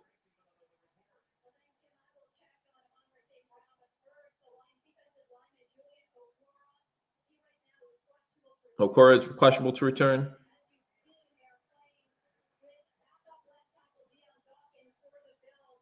Yeah. Dawkins has an ankle injury. Shotgun formation, 5 wide receiver set for the Lions. No one back there with Goff. Milano comes on blitz. Dotson, Klein, you need to be there. It's going to be 3rd and 1 for the Lions. Raymond gets a good spot, but still 3rd and 1 for the Lions from the 41-yard line. I'm sorry, from the 38-yard line.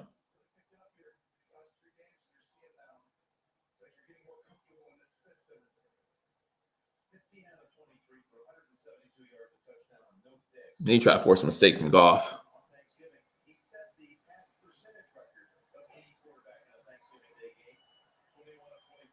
Third and 1, 4 minutes to go in the third quarter. They're going to run the ball all day to run. Second level, Hamlin, the only one there. Trying to make a tackle. Hamlin whiffs. Oh, my gosh. How do you whip on that tackle? Be a man. Be a man. Wow.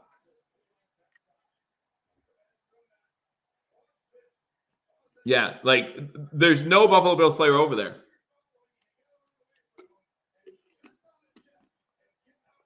Hamlin needs to step up and make this tackle. Poirier pushes him out of bounds finally. Wow. 11-yard line. 1st and 10 for the Lions. Shotgun. Goff looking to throw. Throws it to the... Is that incomplete or is that a fumble? Milano forced the incompletion. Good thing it was incomplete because Lions were the only ones who went after the ball in the end zone. Good job by Milano. Forced the incompletion. Hit the hand as the ball's coming in. Good job. Good job. I'm pushing this out a little bit, guys.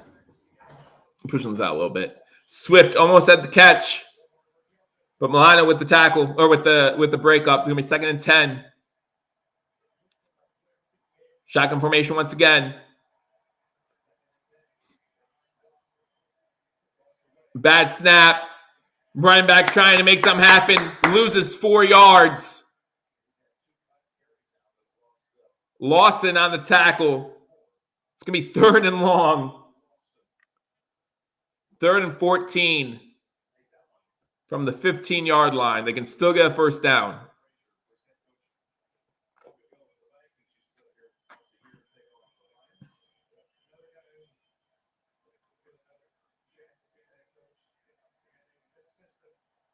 Shotgun formation once again.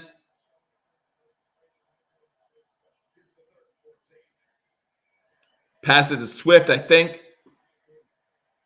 Tackled at the 11 by Dane Jackson. So it's going to be fourth and 10, so the forced field goal. Absolutely, DF. I appreciate you. Do I see Mike Love in the game? Yes, you did. Unfortunately, with Von Miller being out for the game, really means we're thin at defensive end. Appreciate you, DF. Thank you. Field goal attempt for the Lions on 4th and 10. 2:08 to go in the third quarter. 29-yard attempt. Misses it. Misses it.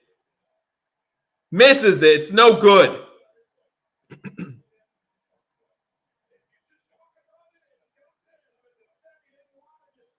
Wow. Bills still lead by 5. That's huge. Absolutely. I mean, that has to crush the Lions' momentum, feeling like they had a chance in this game. You know, it's made a field goal game. Nice drive by the Lions, ends with no points. So it's going to be 1st and 10 Buffalo from their own 20-yard line.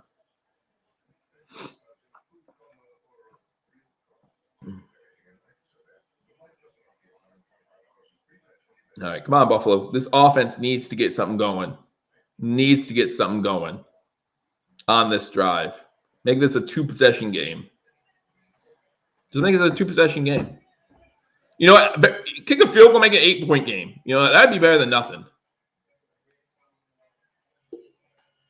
You have a bad offensive line right now, set some screens. I know the screen game hadn't been working in the first half, but you got to give something a try here.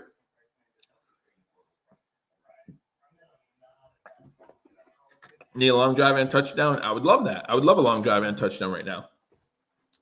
Again, happy Thanksgiving from #Sports, everybody. Don't forget, Mr. Rogers Homes is our sponsor in association with Dean Blundell.com.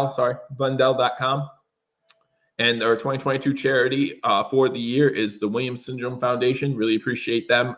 Again, if you want to check them out, the stuff that they're doing over there, all your super chats, all the money that #Sports brings in from them going directly to there. We talk about things to be thankful for this year. There are lots of things that we can be thankful for. Bills need to keep the ball on the ground.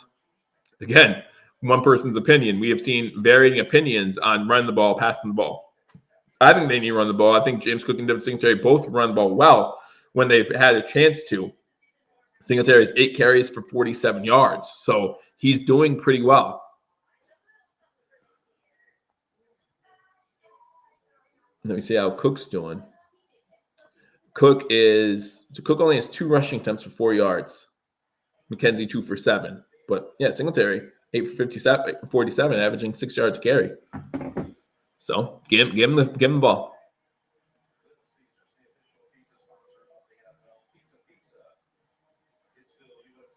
You think Josh Allen's going to throw one more INT before the game's over? I hope you're wrong too. But we saw a few times this year already where one has led to multiple, and he almost had a second one already. The Bills have had 2 red zone drives this quarter, 0 points. Perfect. Shotgun formation on 1st down. Looking to throw. Now looking to take off. Loses a yard.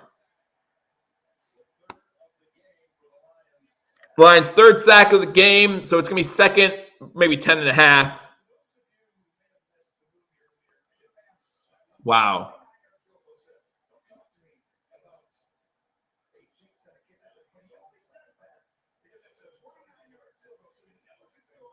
Five wide receiver set, shotgun formation. Quisenberry is not good.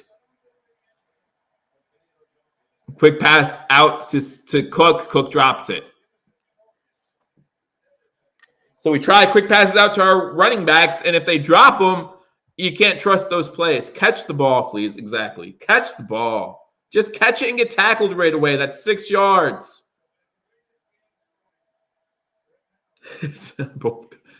He went right through him.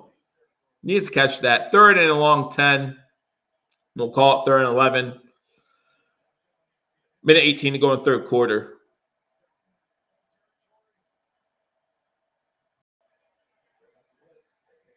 Bills go long to Diggs. Diggs trips over his own feet. Diggs is having a terrible day.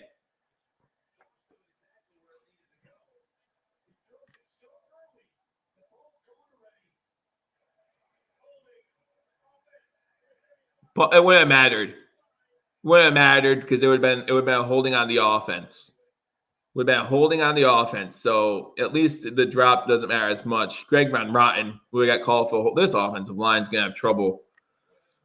Please come back next week, Morrison. That is a big hold. That is a big hold.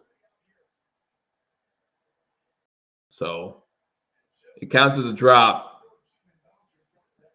Diggs has 3 drops. Sam Martin in the punt again. Well, if you pick the under in this game, you're looking good. Nice punt. Get there. Make the tackle.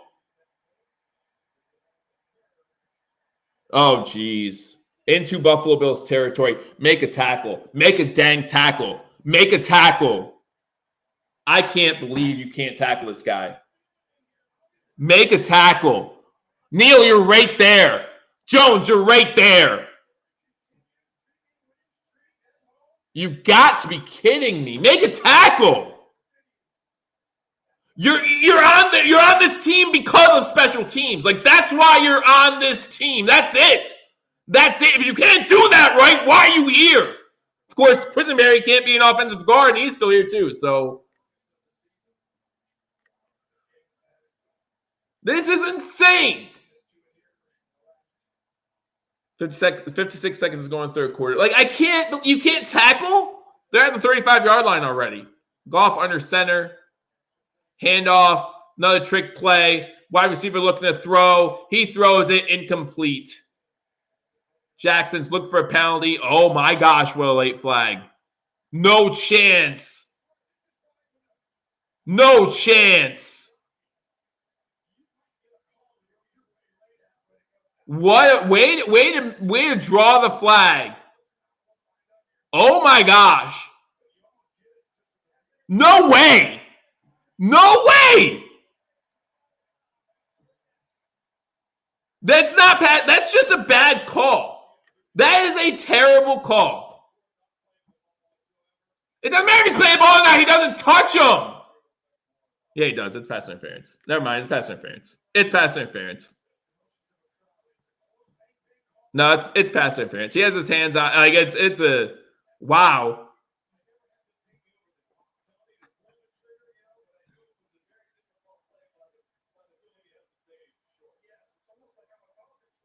It's 22-yard line.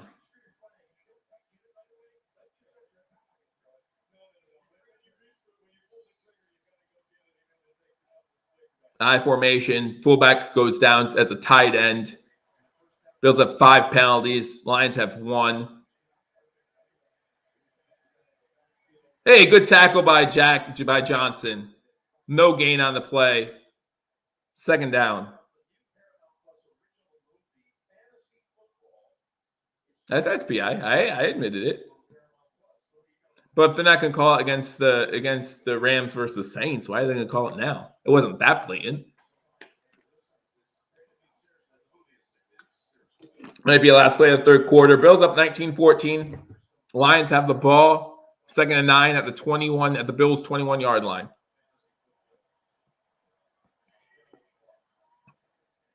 Fake the pitch. Try to give it to the fullback. Make a tackle, please. He gets the first down to the 10-yard line because we can't tackle.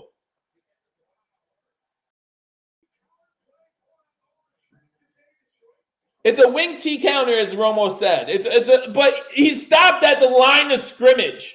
A Bills player, I don't know who it was, has him at the line of scrimmage. And you can't tackle. We can't tackle on special teams. What just happened to our tackling? In the whole first half, we weren't talking about bad tackling for once. Bash him. Thank you. Like, how does that happen? Is it because we're not rotating? Like, are we tired because we have to play 60% of snaps now?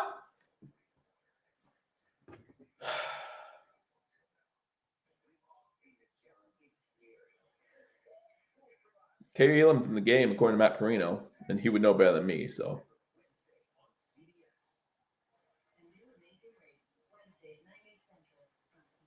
You would know better than me.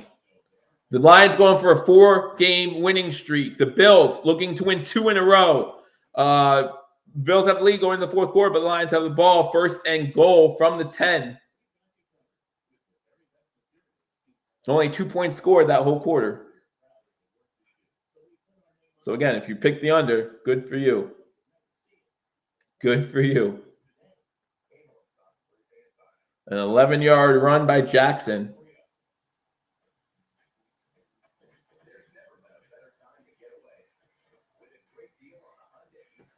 Again, happy Thanksgiving, everybody. Again, I hope no matter what happens in this fourth quarter, it does not affect your mood as far as the festivities of the day. This is one of the reasons why I don't want the Bill plan on Thanksgiving, because it definitely affects my mood.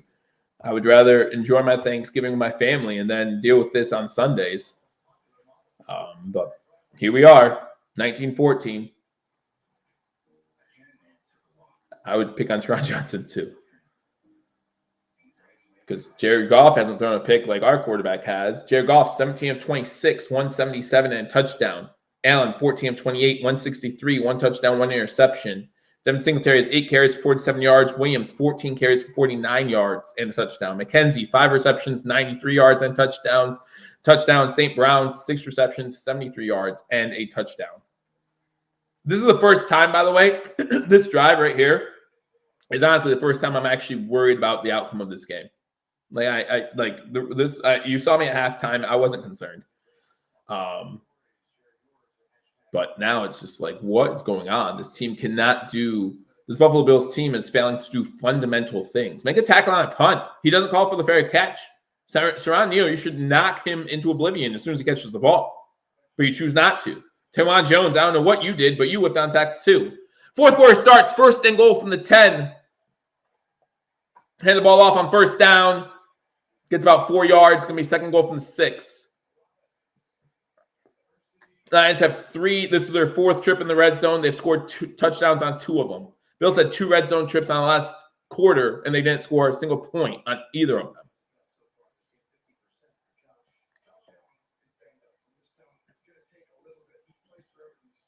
Wow. Shotgun formation, 3 wide receivers top of the screen, 1 to the bottom. Tight end goes in motion. They are going to run the ball once again to the 2.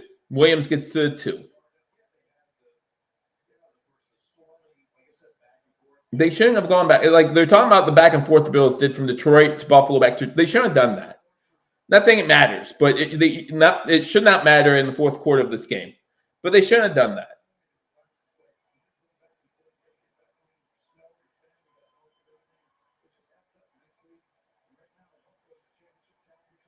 Third and goal, shotgun formation. Watch the run here, because they're probably going for it on 4th and goal. Over middle, pass complete. Detroit is going to take the lead. Chark on the catch in the end zone.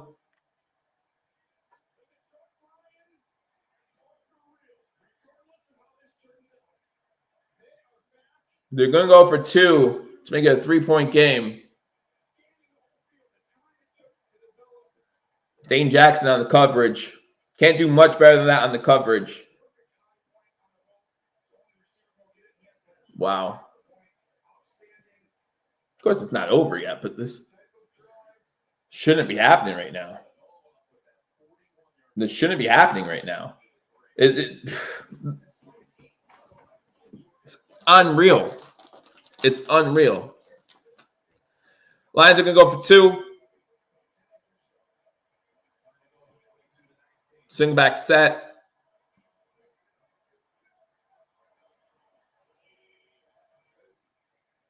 They're going to run it, and he's wide open. The left side of the field's been wide open to run the ball. He cuts to the left, and there's no one there. Swift gets in. It's 22-19.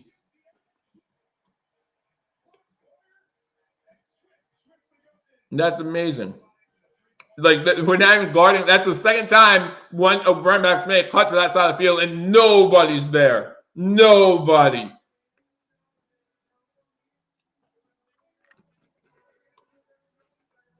Wow.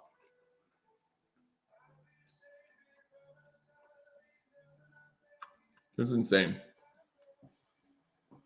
If you're a Detroit fan, you have to be happy. Yeah, they haven't won on Thanksgiving in a while, so I guess they're due. But the game's not over. Still 13:47 to go. Bills down by 3. This is crazy, though.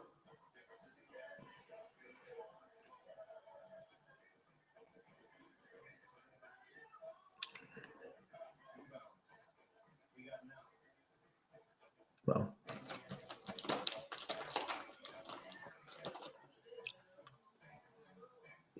I don't know what to say.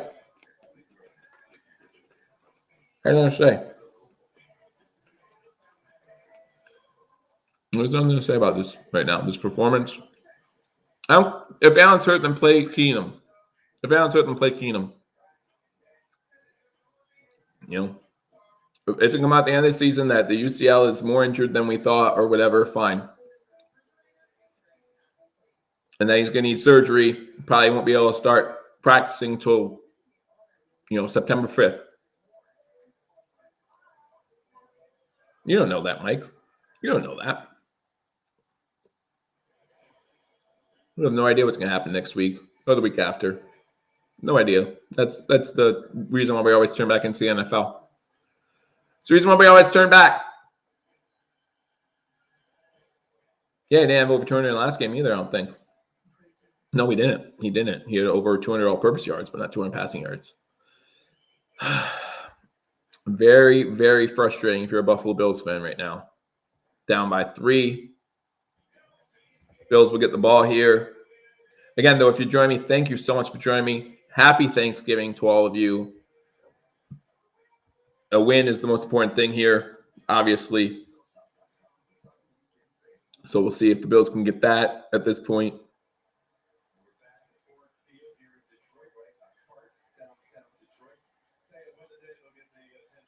Yeah, Allen definitely is hurt. There's definitely something going on.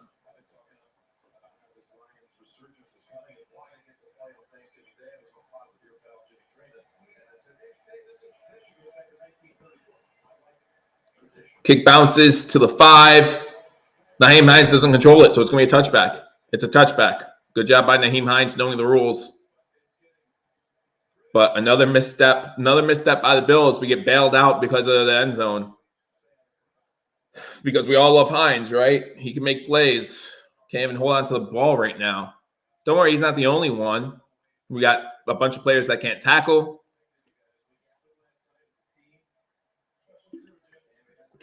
We want to blame Josh Allen. Josh Allen can't do it all either. Josh Allen can barely do quarterback things right now. Offset I formation and Stephon Diggs. He's having a rough game. Singletary gets the ball, gets a hand in the face. That won't be called because it was in a jumbo pile of people. So it's about 1 yard gain. Bugs on the tackle. 2nd and 9.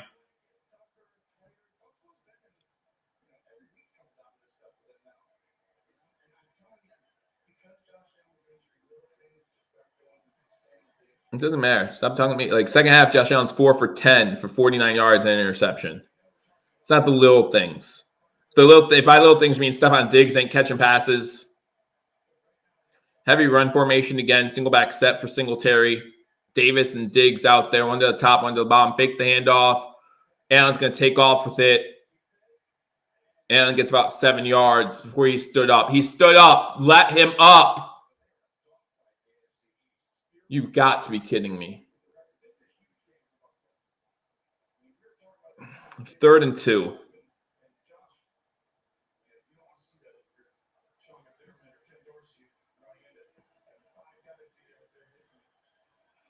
Third and 2 for the Bills right now. 12 and a half minutes to go in the 4th quarter. Down by 3.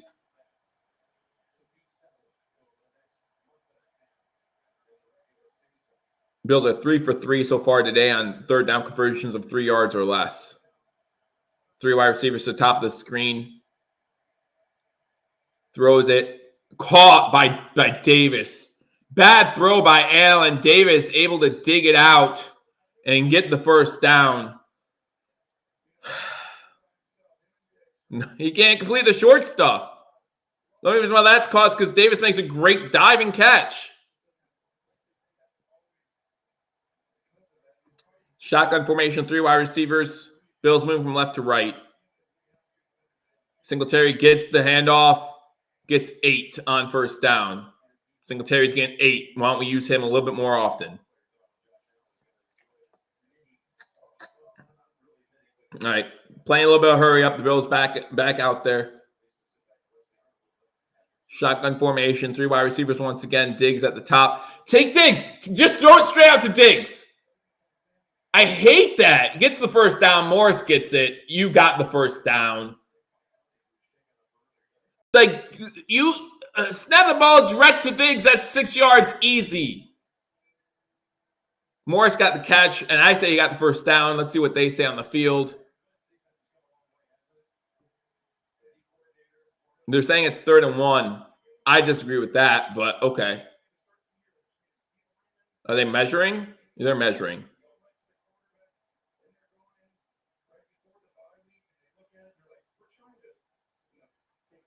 It looks like he has it. From the corner, yep, he has it. First down, Buffalo, by a quarter of the field goal. Or quarter of the football. First and 10 from 47. 11:08 to go.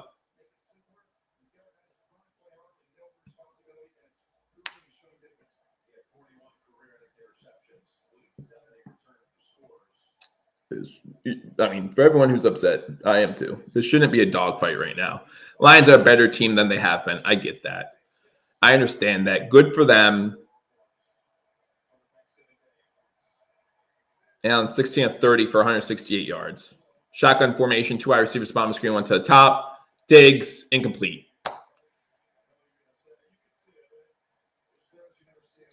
Allen and Diggs not on the same page. If Allen and Diggs are on the same page, forget about it. Forget about it.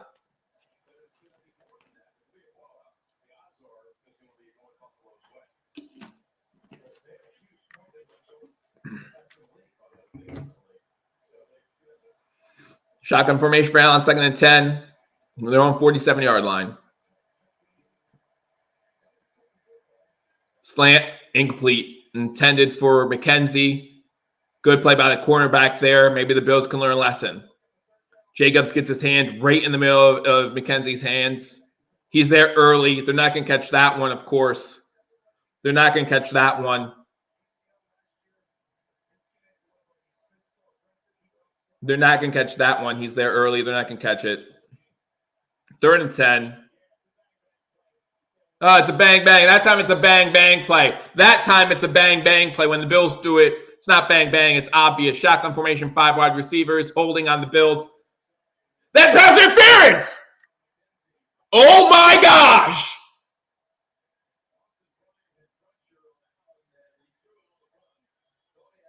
Oh, my gosh!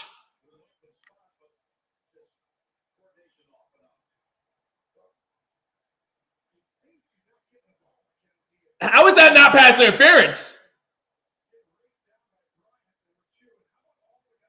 How is that not pass interference? Hey, Angel. 10:41 to go. The Bills have to punt. But how is that not pass interference? Hitting a defenseless receiver. Any of them.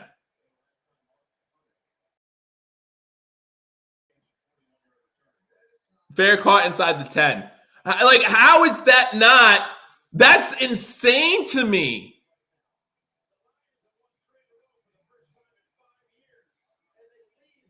That's insane to me.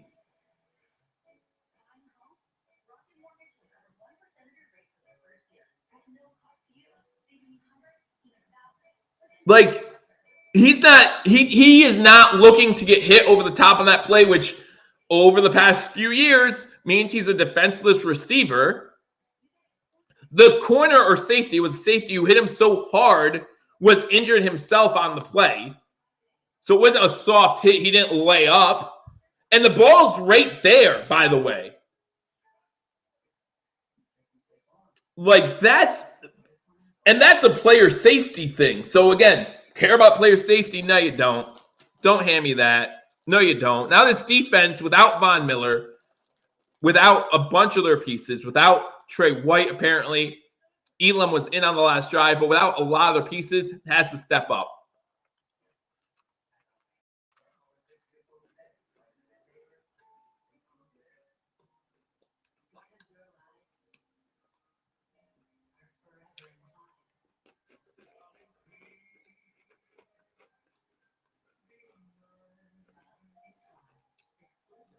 The fact that,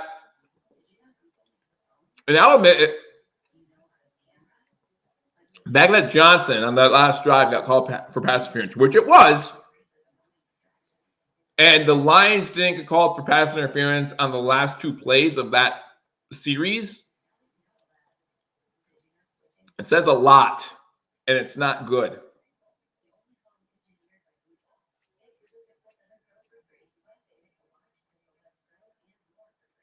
says a lot, and it's not good.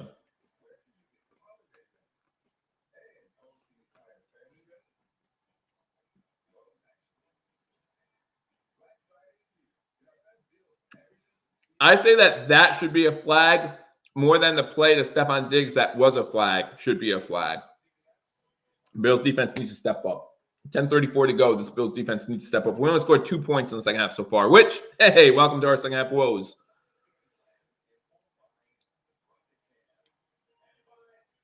No, Kitchen, I kind of agree with you. Too many pieces missing on defense. I formation for the Lions. Now, last time they were backed up this deep, we did get a safety. Yay. Goff going deep on first down, complete to the 29. The Lions have all the momentum right now. Lions are definitely going to take this. Not take this game. Maybe take this game. Can't give up on it, but the Lions have all the momentum right now. They're looking like they got that little bit of a swagger to their step. They want to win this game. The Bills are still playing tight. Like they're surprised they're in this situation. Shotgun formation at the 28-yard line. Fake the handoff. The fact they're not running more is a surprise to me, but when the wide receivers, St. Brown with a catch to the 45, are getting this much separation, it's just like handing the ball off. It's just like handing the ball off. A 10-yard dig route is just like handing the ball off. And Dane Jackson's upset. He feels like maybe he got pushed off or whatever, but just do something about it. Poyer, you need to make a play. I haven't heard called your name much today. St. Brown now over 100 yards receiving on the day, 8 catches and a touchdown.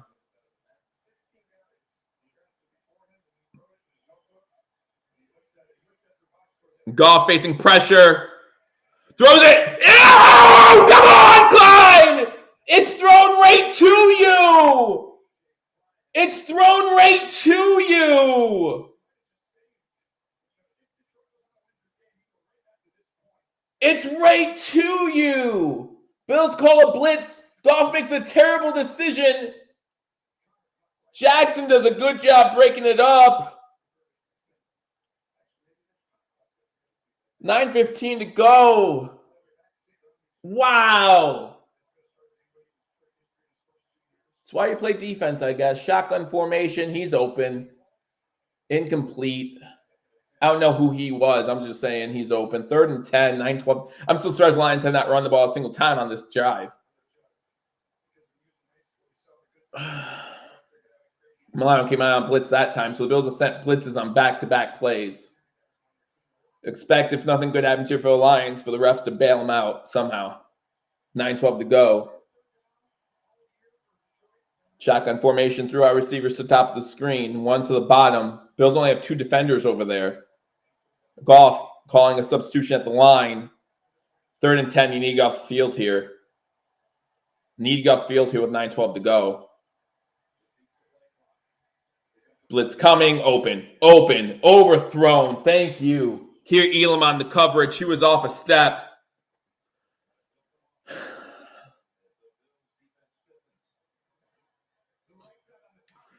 Third and 7, or 4th and 10. Why am I saying 3rd down for anything? Goff gets hit as he threw the ball. How is Poirier not over there sooner when that's the strong side?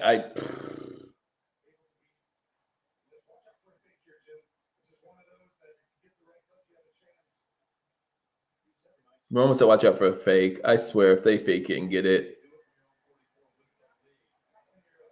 the Bills don't deserve to win this game if that happens. I don't know if we could say they deserve to win the game now. Hines calls for a fair catch and catches it at the 10. 8:59 to go. Yeah, Bills sent a blitz on at least 1st and 2nd down. I don't know about 3rd down. But if Diggs and Allen are on the same page, I mean, our offenses look terrible. Allen's 16 of 33.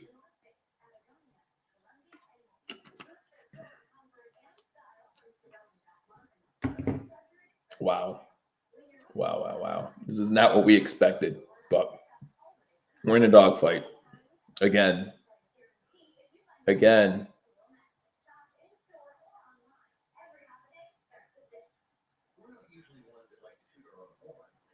Yeah, I'm just reading a tweet about the Bills only having 19 points at this point in the game is just unacceptable.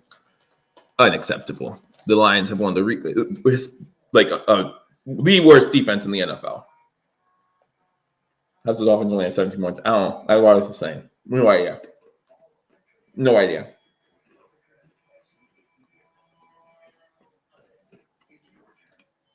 Thank you, Angel. Love you. It's just insane.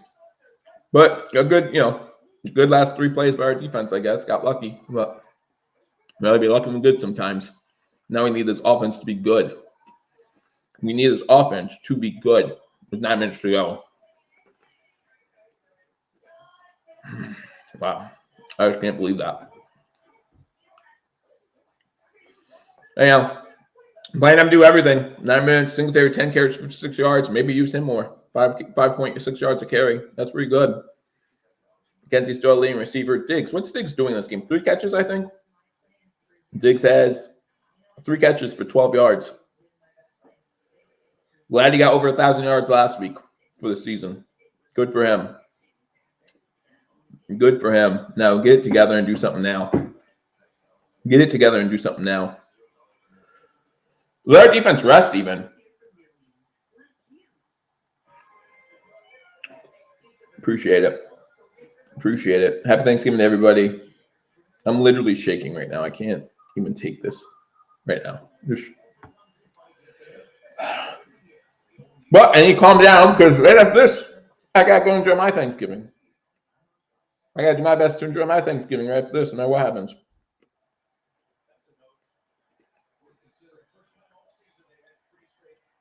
First time this season, they've had 3 straight punts. Good job.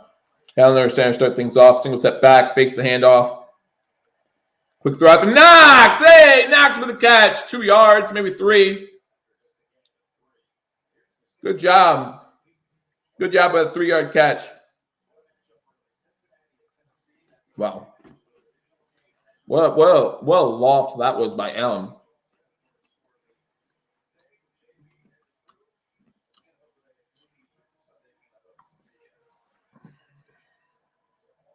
Second and 8.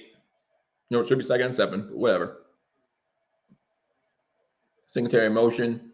False start by the defense. Not called. Allen gets the first down. Allen runs up the middle for a first down. Good read. False start offsides on defense, not called there.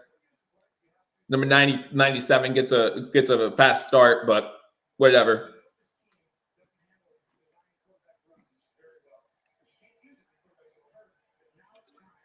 Eight minutes to go in the fourth quarter. 1st and 10 from the 20. Diggs with a good catch. Hey! He's still falling as he catches it.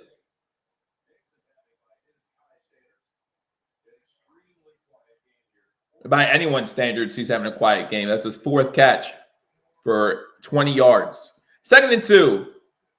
Are we trying to run an 8-minute drive here? Score a touchdown with no time left. Diggs with a good move. Gets another catch. Gets the first down after getting 3. 39 of the Lions is down. Jacobs is still down. Stop the clock. Stop the clock. Stop the clock. Stop the clock. Now they do. So bad. It's so bad.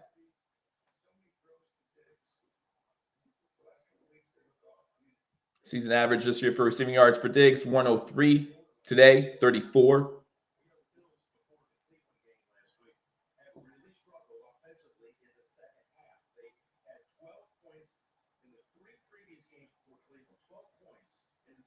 This is terrible. Yeah, they're talking about our second half woes again, and yep, against the worst defense in the league. Our offense has not scored a single point in the second half.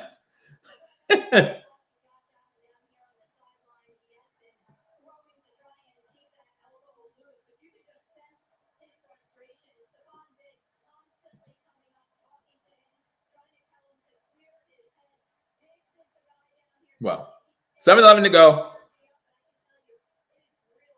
He's like, yeah, absolutely. Diggs has fallen down about 3 times when he's been the intended target. Who knows how often he's slipped when he hasn't been. And it's, back-to-back weeks with Diggs. Maybe that's his problem. Maybe it's the field. Maybe it's the field they're playing on. Shotgun formation. 1st and 10 for the Bills. Hand off to Singletary. He'll dance in the backfield. Gains maybe 2 yards. 2nd down. 6:45 to go. We're going to score a touchdown with no time left at this rate. It's taking us 2.5 minutes to get 20 yards. And by the way, I'm okay with that. I'm okay with the Bills scoring a touchdown with little to no time left and winning the game 26-22. Shotgun formation, 4 wide receiver set. Going deep to Knox with the catch. Throw it to Knox.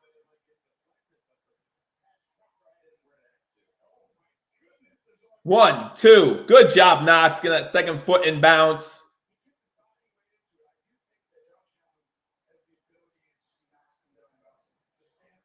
Towards midfield. Quick throw again. You should have been doing that. You should have been doing that to McKenzie. Gets into Lions territory. You should have been doing this all game long, though. The Lions have been playing off all game long. 5 yards, 6 yards, 4 yards until they move up. You should be taking that all day. And I don't know why we haven't. Allen's 5 for 5 on this drive for 33 yards. Make your stats look better than they actually are. 2nd and 6 from the 48 in Lions territory. They hand the ball off on that play. Singletary. Oh no, Allen kept it, and he's gonna get the 1st down. Singletary. You see, in my opinion on that play, Singletary needs to take that ball, and it's Allen's decision, obviously. It's Allen's decision, obviously, but you need to give that ball to Devin Singletary. The defense, the way the defense was looking, you need to give that ball to Singletary. All right, the Lions defense is playing up this time. Shotgun formation. Another pass to Diggs. Diggs gets a 1st down inside the 30-yard line. 4:45 to go. Now the Bills moving the ball.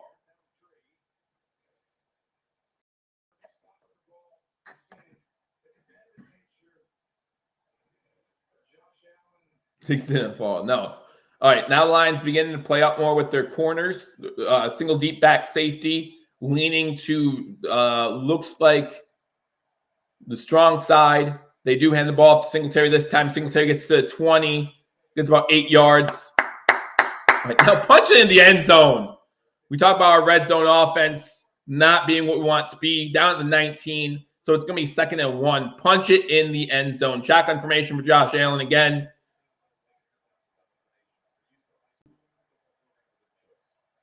Second and 2.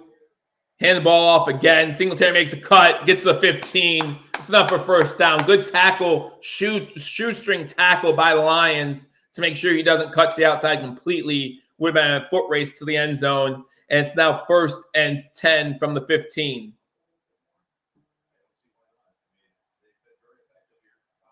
Shotgun formation.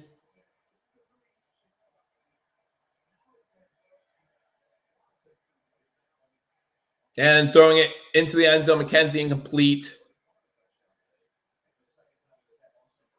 3:26 to go in the game. Bills down by 3.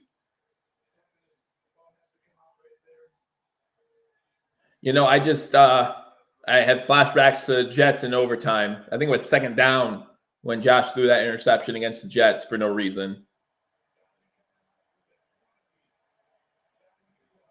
2nd and 10, 3:26 to go. 3 wide, shotgun formation, run Singletary. No. Throw it to Singletary. No.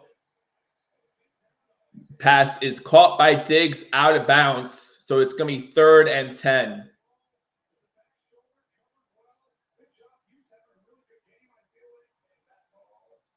Diggs couldn't get the second foot in bounds. Good catch by Diggs, just unable to get the second foot in bounds. Good job by the defender, making sure that Diggs can't tap his foot in bounds. And it's 3rd and 10. Roughing the passer on the defense. It's going to be a first down. 1st and goal. I have to see this. I didn't know there was a flag.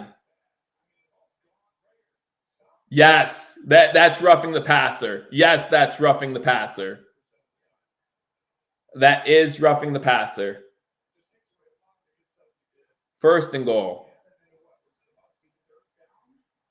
It was going to be 3rd and 10. That is a huge roughing the passer penalty, but it was the right call. And I hope if you're a Lions fan, you have noticed this whole game. I've called this game, as I've seen it, pretty fair. Shotgun formation again. Singletary gets the ball in the backfield, gets to the 5, and he's down. So it's going to be 2nd goal from 5.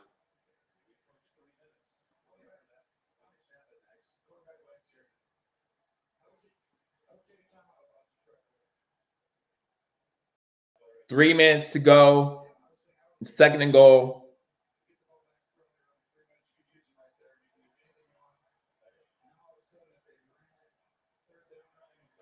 So Tony Romo was talking about time management. You're losing this game right now. You just need to score a touchdown.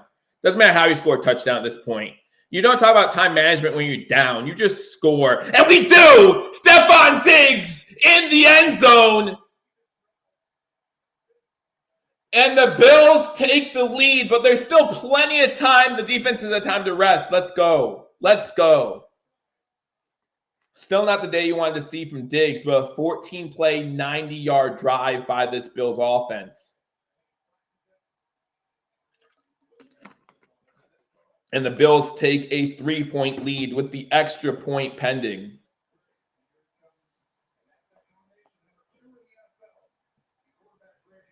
Wow. Diggs gets his touchdown. Bass misses the extra point. So it's a 3-point game.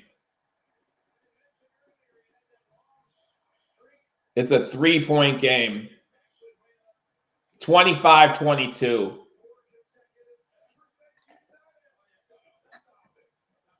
Wow. Misses the extra point. And you know, Tyler Bass, Mr. Consistency is what it is. I'm not going to say we need to get rid of him, nothing stupid like that, but what a time to miss extra point. Diggs now has 7 catches on the day for 41 yards and a touchdown. Almost looks like Bills are trolling us.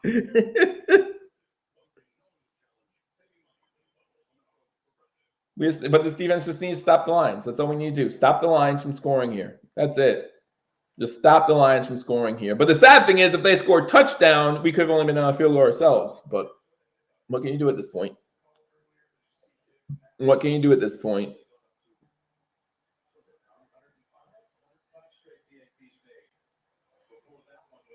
Oh, my gosh. All right, Milano, now would be a good time for Milano's pick 6. You can't make this up. You can't. I'm going to have indigestion before I even eat Thanksgiving dinner. Ball goes into the end zone. It's going to be a touchback. Lions will take over, start this drive down by 3 with 2:40 and all 3 timeouts at their own 25-yard line.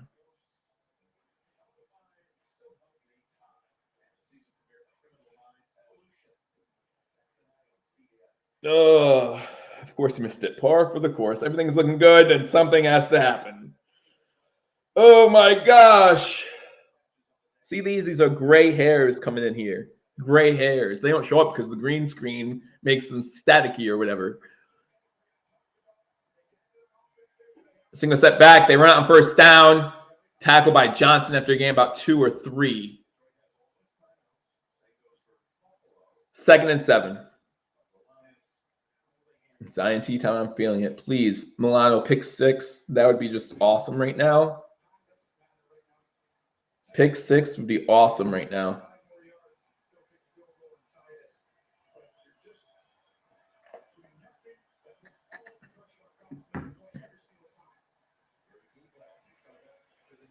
Oh, trick play again. First down and many more yards. Gets out of bounds too. Gets to the 42. Sorry, I missed it. And there's 1 second. There's 1 second before 2-minute warning, so they'll get a playoff before the 2-minute warning. 14-yard gain. That's insane. Milano missed a tackle. So how does Milano miss that tackle? Like, that's how bad today's gone for the Bills.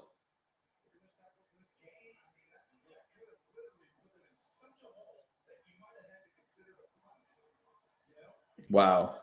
1 play before the 2-minute, 1 second before 2-minute warning, so we'll get another playoff. Shotgun formation. They run the ball for about 4 yards. There was a false start was missed there, but that's okay. I'm not stressing enough. I believe you.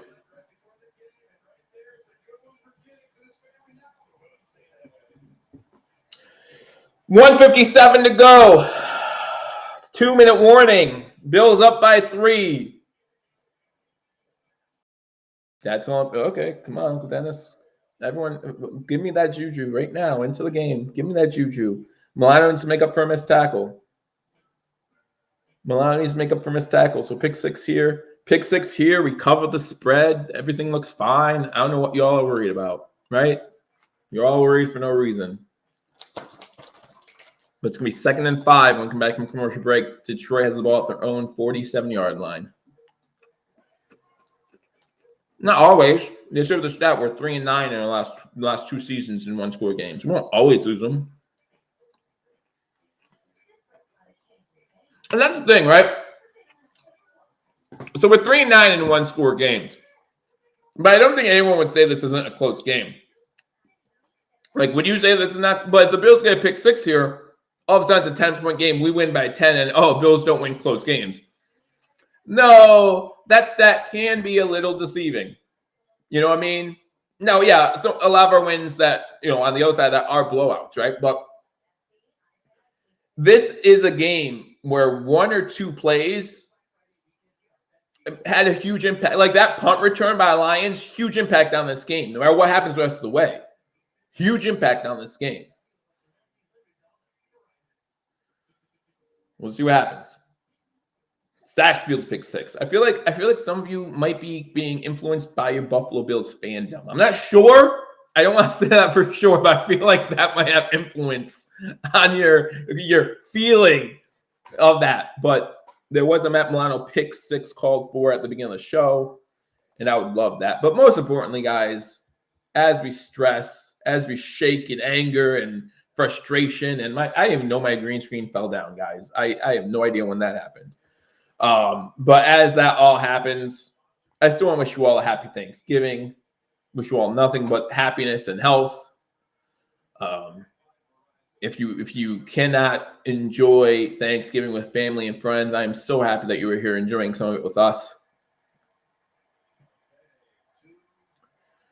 Golf under center, 1:57 to go. Single step back, looking to pass the ball. Blitz coming, 3 blitzer, make the tackle, Klein. Make the tackle, Klein. There you go. Huge tackle by A.J. Klein in the open field. Now it's going to be 3rd and 6. 3rd and 6. Huge tackle by A.J. Klein. One-on-one with the running back. If that's the other way around, and that's the Bills player, I say that the running back has to make the Bills player miss there. Or has to make the defender miss there. It's 1-on-1, running back versus linebacker. You need to make the linebacker miss there. 3rd and 6. Shotgun formation. They run the ball on 3rd and 6, knowing that they would pass it, and he's getting the first down, I think. No, it's going to be 4th down. 4th down. A minute to go. 4th and inches. End this game. End this game. Detroit calls timeout. They're first.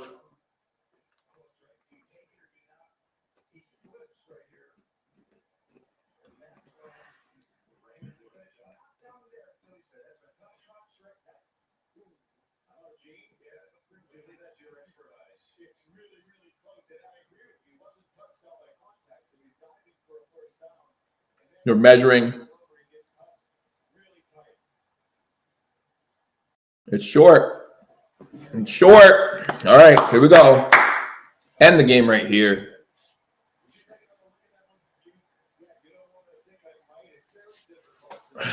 Don't waste my time. You cannot. There's no inconclusive evidence to change a spot foul or spot marking.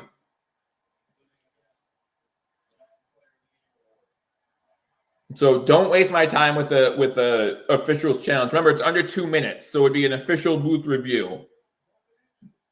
But you can't change it. Quarterback sneak is an option. Run it to the left side that no one seems to guard for the Bills. That's an option. 2 for 2 on 4th downs today. That's opportunities the Bills had to get off the field. One of them, the Lions get in the end zone.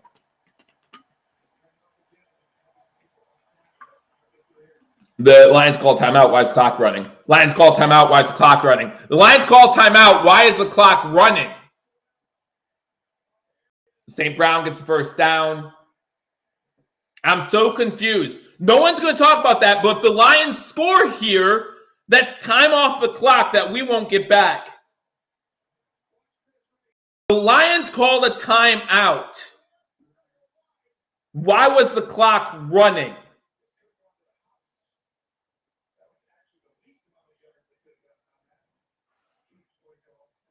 Love you, Angel. And, it could hurt the Lions, too. First 10 from 42. That could hurt the Lions in this, too. For passes incomplete, intended for Swift. He was open. Milano on the coverage. I feel like Goff was on the ground, so he hurried his throw a little bit. 37 seconds left.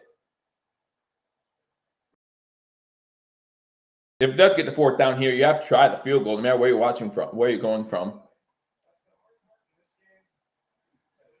Phillips was the one who had the coverage.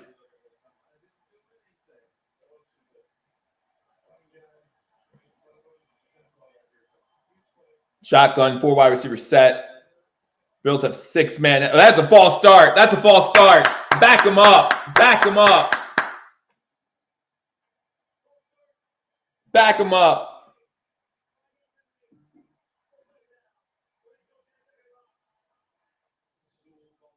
There's no second runoff because the clock was stopped. But yeah, I mean, that clock running was about 11 seconds.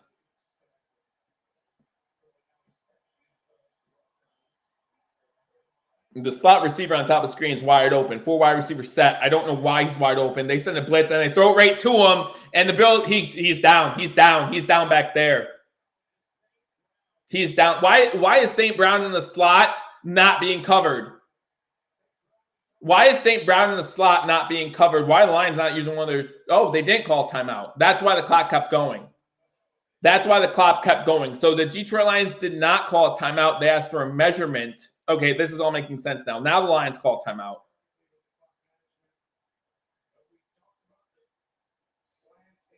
He wasn't down.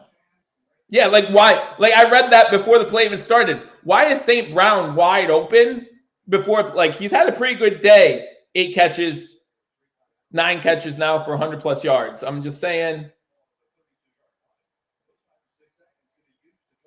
Play is under review. He wasn't down though.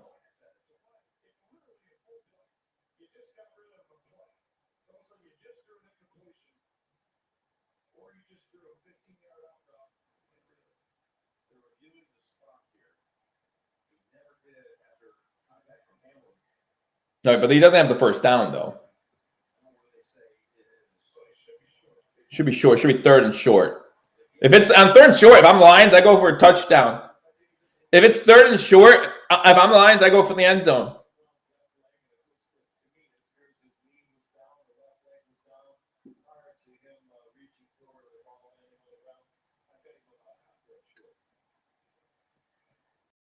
Well, the secondary is going to change before the playoffs, right? Trey White's going to be back full time. Kerry Elam's going to be 100%.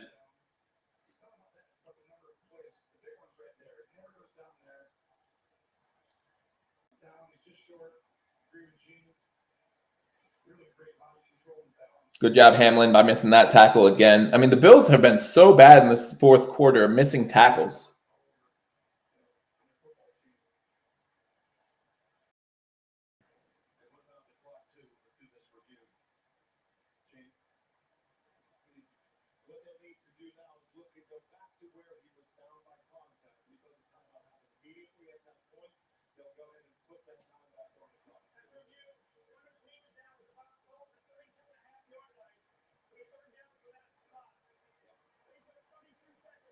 "32 seconds. 32. Wow. They apparently didn't call timeout immediately if you added 11 seconds.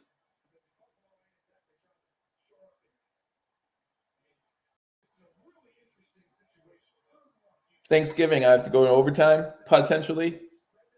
I love you guys. I love hanging out with you guys, but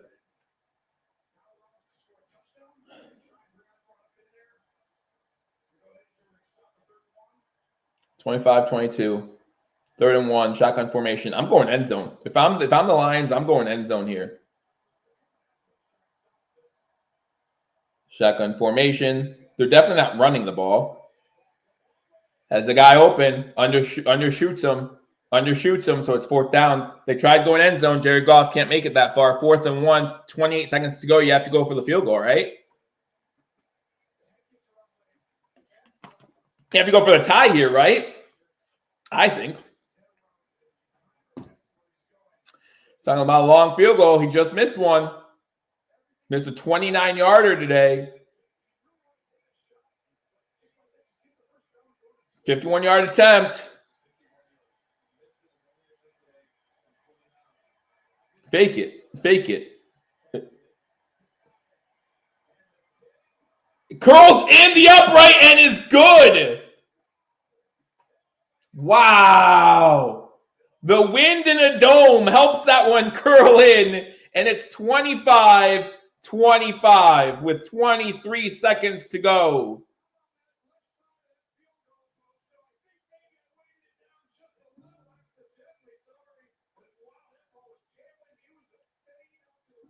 Wow.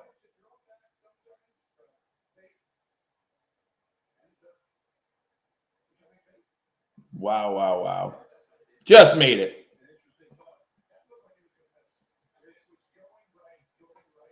All right. So if you're the Bills, let me know in the comment section. If you're the Bills, do you try to score here at all, or do you just go into overtime? Because we all love what the Bills can do in overtime, right? The Bills in overtime has been nothing but success for us, right? Oh, man. Thank you all for watching this edition of #Sports Live Player Play Thanksgiving Day game between the Lions and the Bills. Hit that thumbs up button if you haven't already. Like this video, my heart. Get a good return by Hines here to midfield. You know, Basso is this one now because of the missed extra point, right? Just throwing that out there.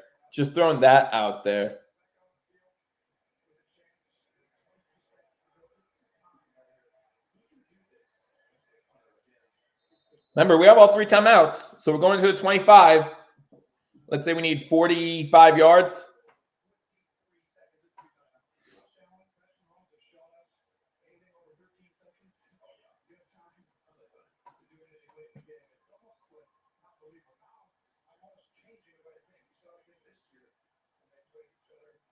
Shotgun formation. 3 wide receivers to the Bills, moving from left to right.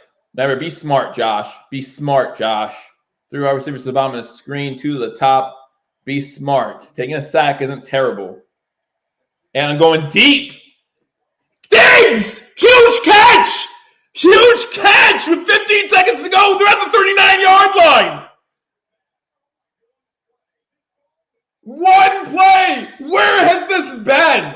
Why is it taking 59 minutes and 40 seconds to get this going?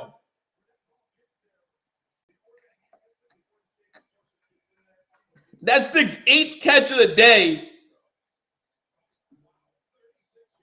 36 yards on 1st down.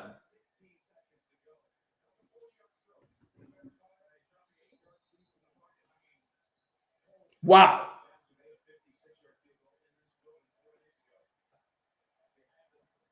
Shotgun formation again. The Bills still have 2 timeouts, 16 seconds.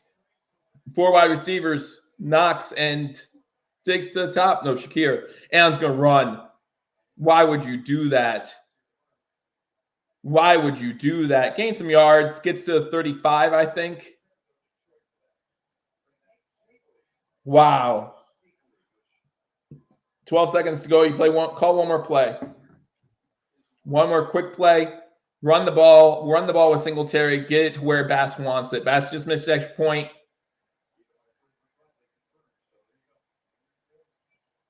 Come on, Bass. This is now your game to win for us, man.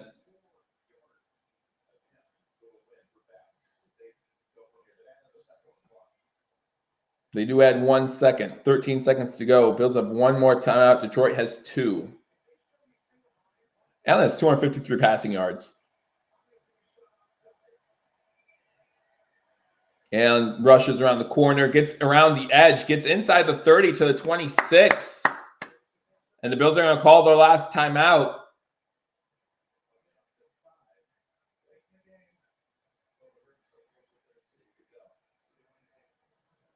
Allen's wincing a little bit. He wants Bass to win this game now. Remember, we do play next week. We do not get an extra long break this week. We'll get that the following week after we play the Patriots.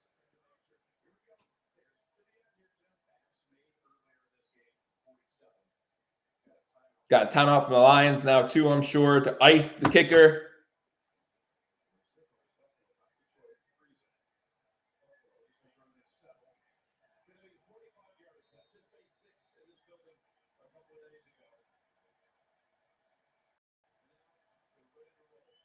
Here we go.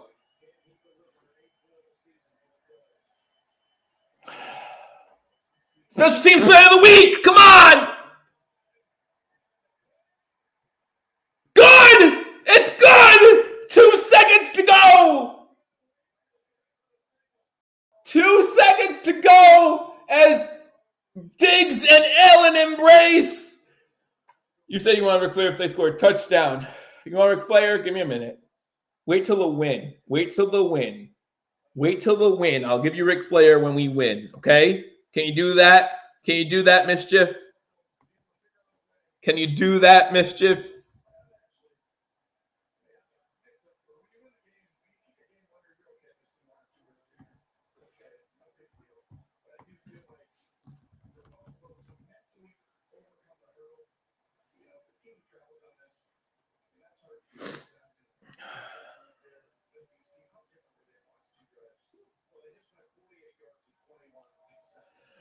Man, 28-25.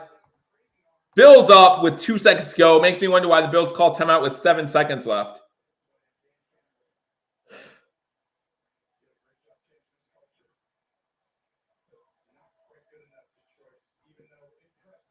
No, don't say nothing yet, Tony Romo. Don't say nothing like that.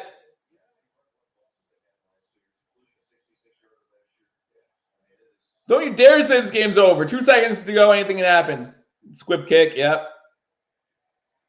There's the 2 seconds.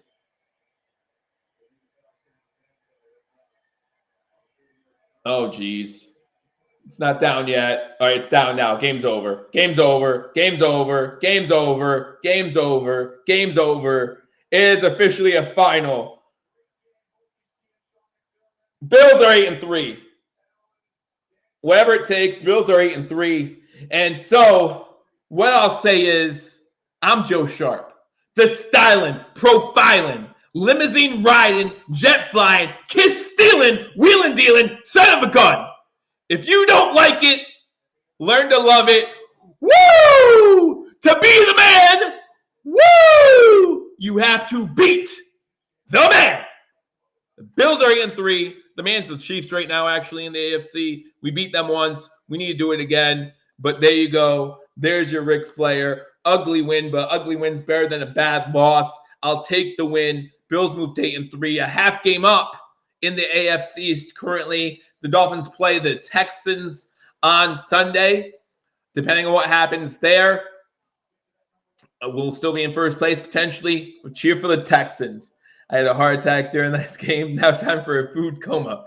All right, we're going to work on that. Guys, I'm going to leave real quick. So not much to say here. You watched the game with me. You know what happened. Josh Allen does look better towards the end of this game. Those fourth quarter stats when we were trailing make him look better. I think he completed the last 8 balls he threw. So you look at Josh Allen's numbers, 24 of 42, 253, 2 touchdowns, and 1 interception. So he does look better than what he started the first. Like after 3 quarters, you don't want to talk about the stat line. It looked bad. But that fourth quarter for Josh Allen looked like Josh Allen. The fourth quarter for Stephon Diggs looked like Stephon Diggs. It didn't look pretty, but that was a great fourth quarter by the Buffalo Bills to come back on offense. This defense, stop missing tackles. We're going to have a lot of those defensive pieces back, right? As soon as next week, Trey White, Kaiir Elam, they're going to come back and they're going to be 100%. So when we look at Hamlin and Johnson, they're not going to be our guys, right? Poyer hopefully stays healthy. Please don't let the Von Miller injury be too serious. If he has to miss a week, then he'll miss a week. But don't make it anything more than that. Remember, we have the Patriots next week on Thursday night on Amazon Prime. So if you don't get Amazon Prime, I will be live streaming my live reaction for that game. I currently don't have Amazon Prime. No idea what I'm going to do yet, but we'll figure it out. I'll be right here with you guys on Hashtag Sports. If you haven't hit that like button, hit that like button. If you haven't subscribed to Hashtag Sports, be sure to do that. Paul and Mario enjoying their Thanksgiving. You guys do the same. No post-game today. Plenty of post-game, I'm sure, by other Buffalo Bills media outlets. So check that out. But as for Hashtag Sports, as for myself, as for Paul, and as for Mario, we were all very thankful for all of you. And we thank you so much for hanging out with us. Love from Germany. Love from here. Man, Kitchen, I appreciate you guys. Thank you so much for all that you do. Bills are 8-3. Enjoy your Thanksgiving. Hug your family. Love them because they're your family, right? And your family doesn't have to be blood, right? Your family can be anybody. So love them. I love you guys so much. I'm glad you spent some of your Thanksgiving with me. I'll see you all soon. See you next week. Check out my Razor Sharp picks if you haven't already. I'll see you soon. Until I do, go Bills.